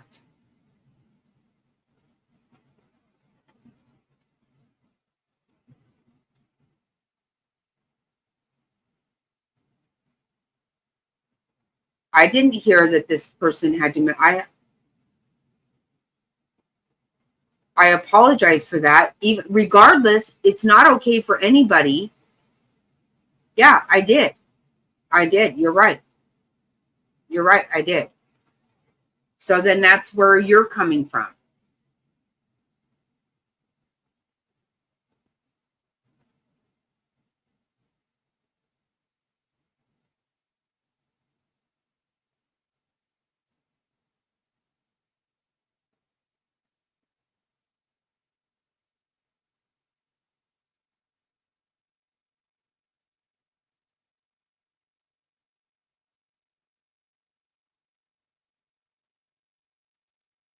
And I just said maybe it was bought. I don't know. I don't know. I don't know who did it. It is unacceptable. I did not hear that it was somebody with dementia. I didn't hear that either.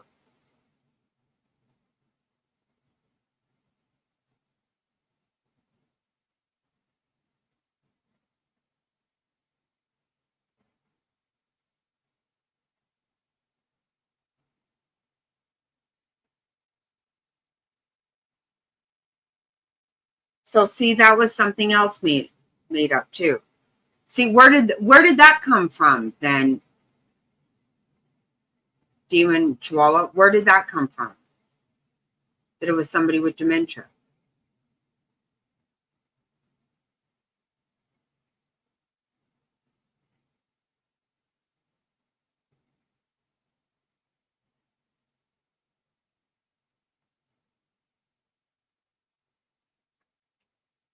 I have not heard of dementia.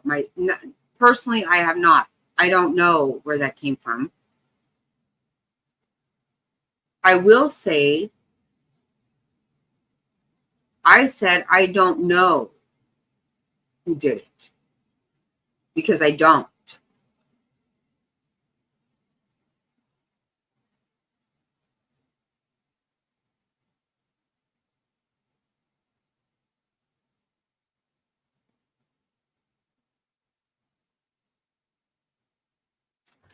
What I'm saying is it's unacceptable for anybody to come to your home.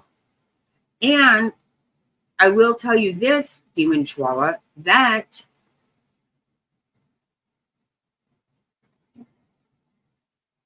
I have been very clear. I think it is absolutely unacceptable that anybody ever showed up at Baum's home. I have thought that was sick and unacceptable. I don't believe that needs to happen to anyone.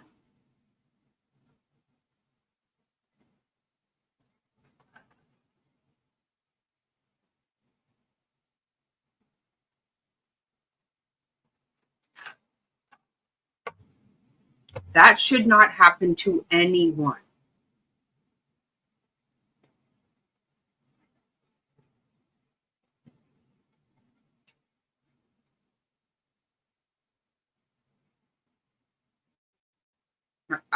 I have not badmouthed anyone. I will badmouth Bot all day, every day. Because I know her to be a liar. She lied on me. She sent people over here to attack me. That's a fact. So I will say what I want to about Bot. That is one person who will never, ever be welcome here. Ever. But I have not said any.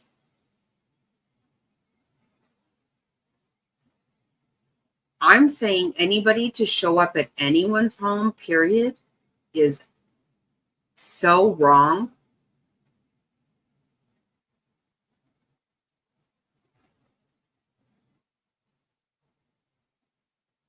It just is unacceptable.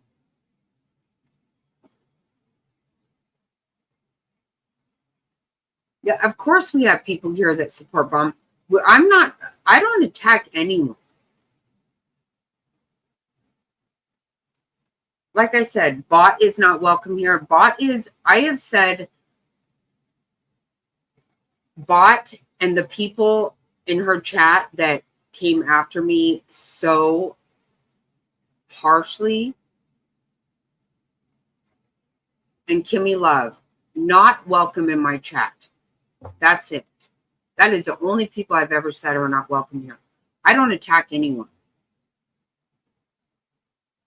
But yes, showing up at anyone's home, and I'm 100% showing up at Baum's house, not okay. That was not okay with me. I don't think showing up anywhere.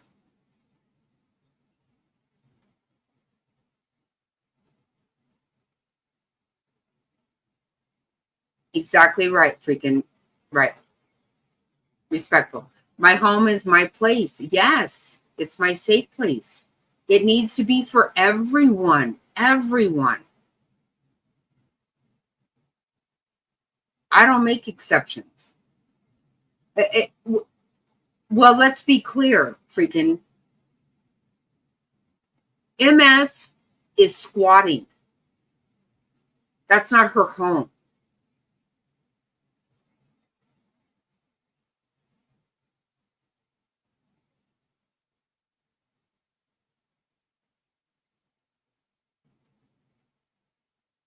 No, 100%. It's not okay to happen to Mirandi. No. Someone could very easily get hurt. I've been very clear here to say I exercise my Second Amendment right to the fullest extent. It's a bad idea to come to my home uninvited. Very, very bad idea.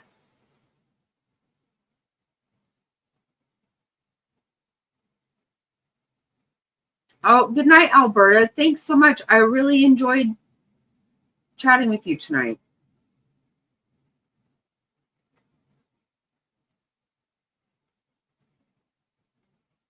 And prayers to you.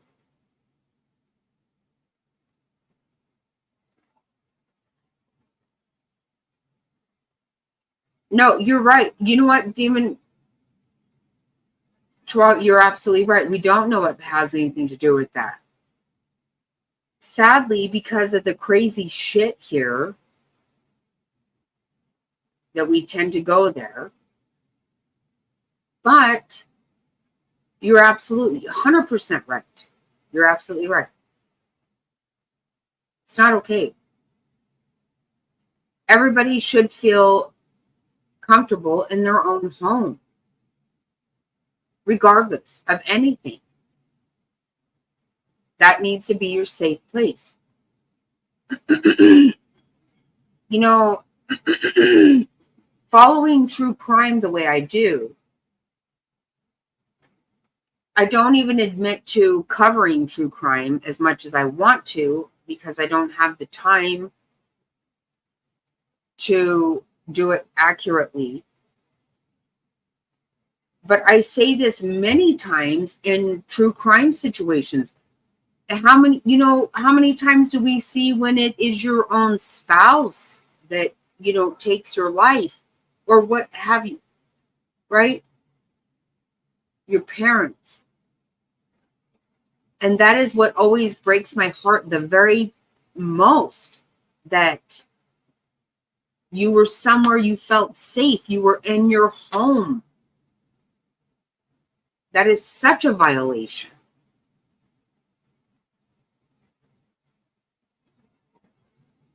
And I will say it again, though, if it is to do with YouTube, then good Lord, get a fucking life.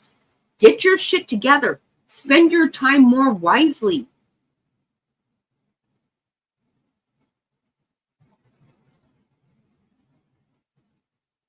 There is no way. I put extra effort beyond my live chats. I do put time beyond that, trying to cover more true crime because it means a lot to me. And I do put more time beyond this to help people. Believe it or not, I do things for people that you would never see in this chat. Never, ever, ever.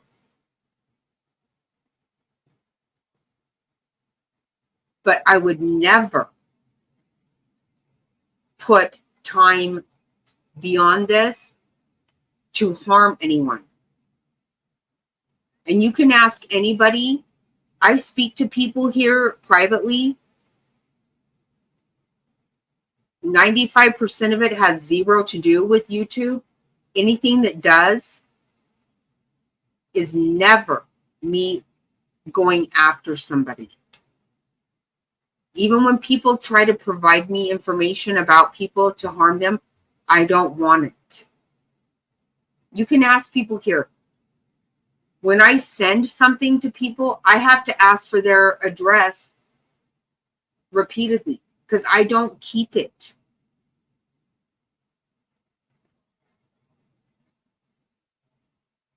No, you're right. It has. And that's why I am very careful to say I don't do it. That is my passion. That's what I want to do. But I watch my grandson 10 hours a day. And my life is my family. So I don't have the time to do it as I want to. So I don't pretend that I can do something. I don't pretend that I'm something I'm not.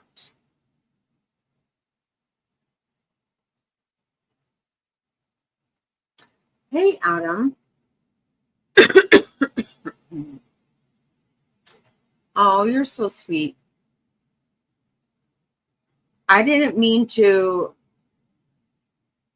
I didn't talk to you that much. I know I've been, all while I was playing videos tonight, I was looking up other stuff. So I didn't watch chat as much. But I love seeing you here, and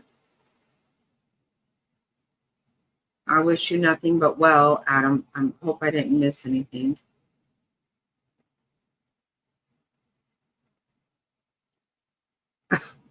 Wait, see, I'm missing a lot right now. Oh my God.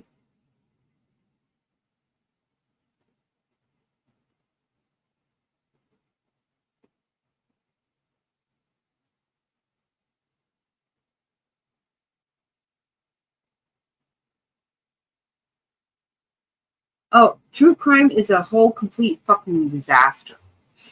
I mean, look at Sebastian Rogers. Sorry, you guys.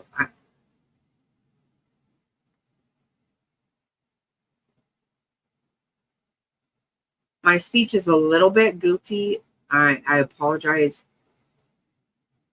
That's why I can't be on camera right now. I did have dental surgery and my face is still swollen, so I apologize for my speech is a little messed up right now.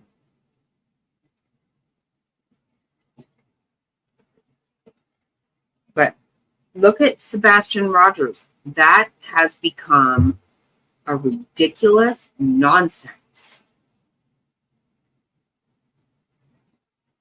Oh, right. Right.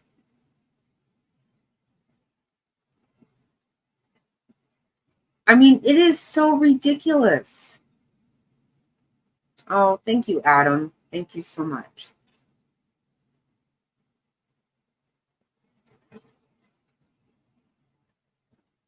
No, those, in my opinion, every one of those parents have decided to be more involved in some kind of YouTube shit or whatever, I don't know, platform. Maybe it's another one, I don't know. But if there is a child missing, what the fuck are you doing? There are times I have decided maybe there isn't even a child. I don't fucking know.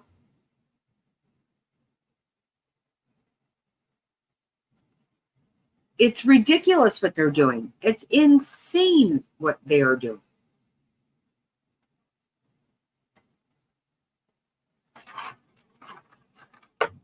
I can't stand it.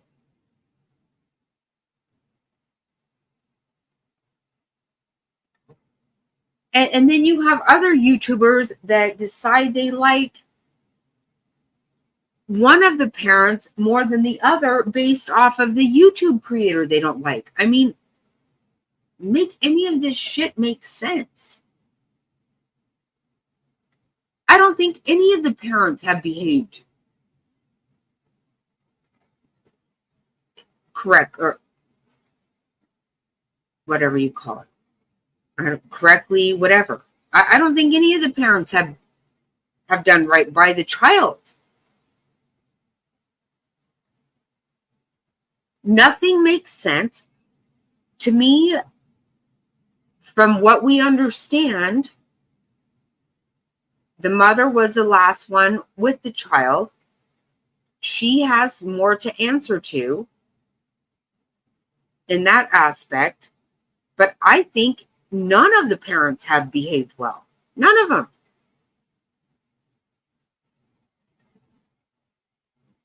And to me, it's just as wrong for creators to go after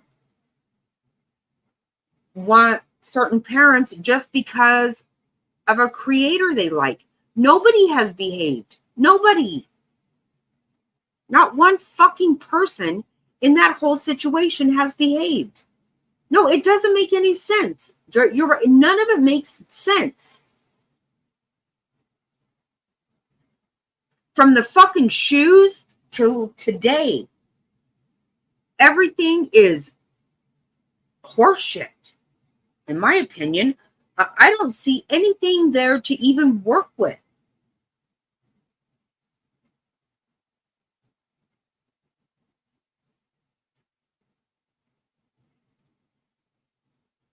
It just gets on my nerves. Every bit of it gets on my nerves.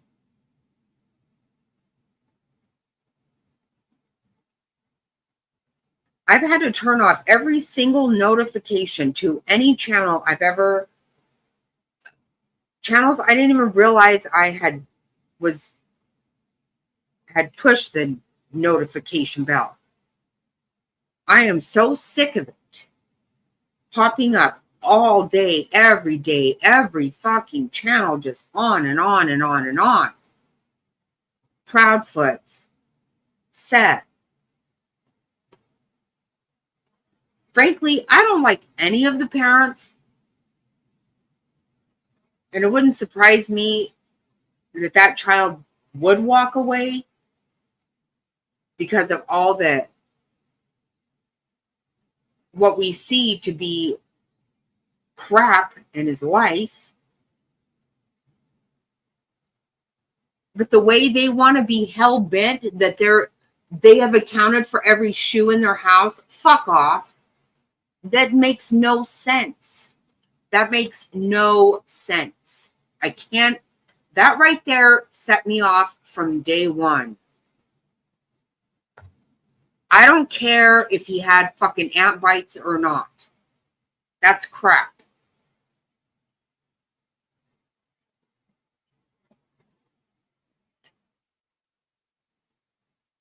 Nobody can tell me they know for sure that there is not a fucking shoe in their house missing. Shut the fuck up. That makes me want to lose my mind. But there's been no sense in any of this.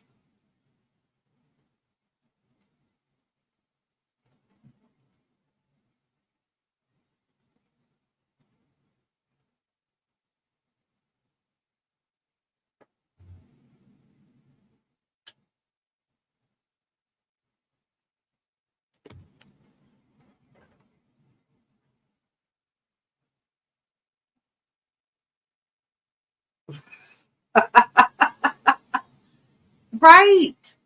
Do we not even lose our own fucking shoes? Come on. Stop it. You know what is so funny? My dog, my Parker girl, oh my God. She was our baby. We lost her a few years ago. But she was so funny. The shit that dog would do. Like, she was so smart. We started figuring out, Fig and I, when Fig was in high school, we would figure out, like, all the time we couldn't find our shoes. And it was weird. We would find in my closet, a pair of my shoes would not be there. I couldn't find a pair of shoes. One of them would be in Fig's closet and one of her shoes would be in mine. And we finally figured out that our dog was moving our shoes. She thought if we couldn't find a pair of shoes, we wouldn't leave. And that's what we decided, because we're like, how the hell is this happening?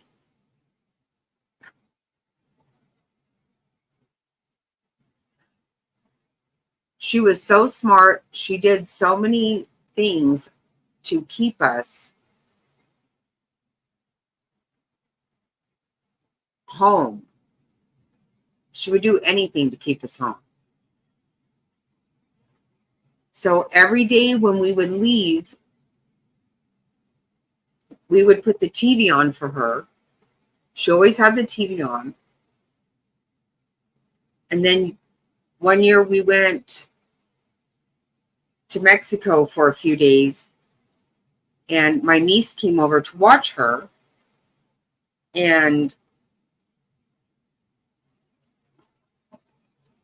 she said, she called me and said, Jackie, I think she chewed through the TV port. And she had. Because forever we left the TV on for her. Once we were gone for a couple of days, she was like, nope, that is not okay.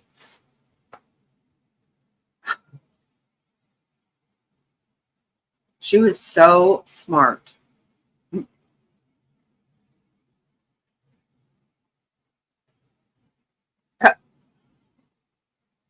Your coat, I don't know what that means. I guess I missed something.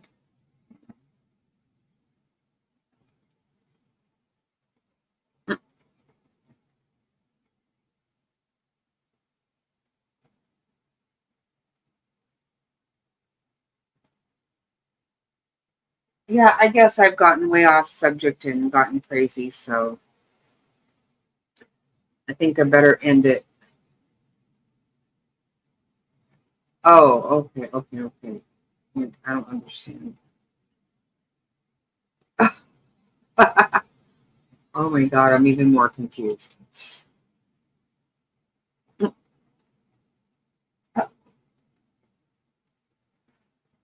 Yeah, I'm gonna end it.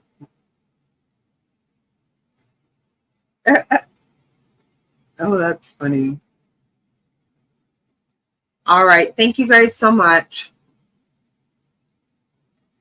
I love you guys so much. I've missed everybody a ton. I think I will be back tomorrow. Still not ready to go on camera, but can it go on record that this derailment isn't my fault? It's not your fault. Freaking, of course it's not. Every derailment is my craziness. That's for sure.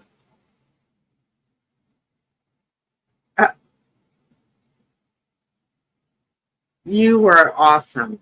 I love you, freaking. I really do. I love you very much. I'm no soggy biscuits. Yeah, don't worry. I'm having none of that.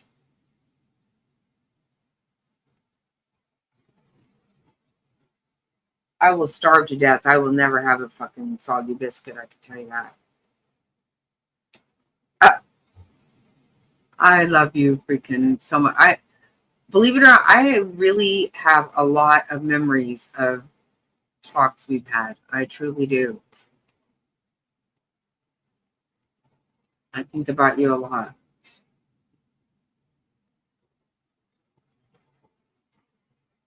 Okay, good night, everyone. I love you. Thank you so much for coming in tonight. I appreciate you.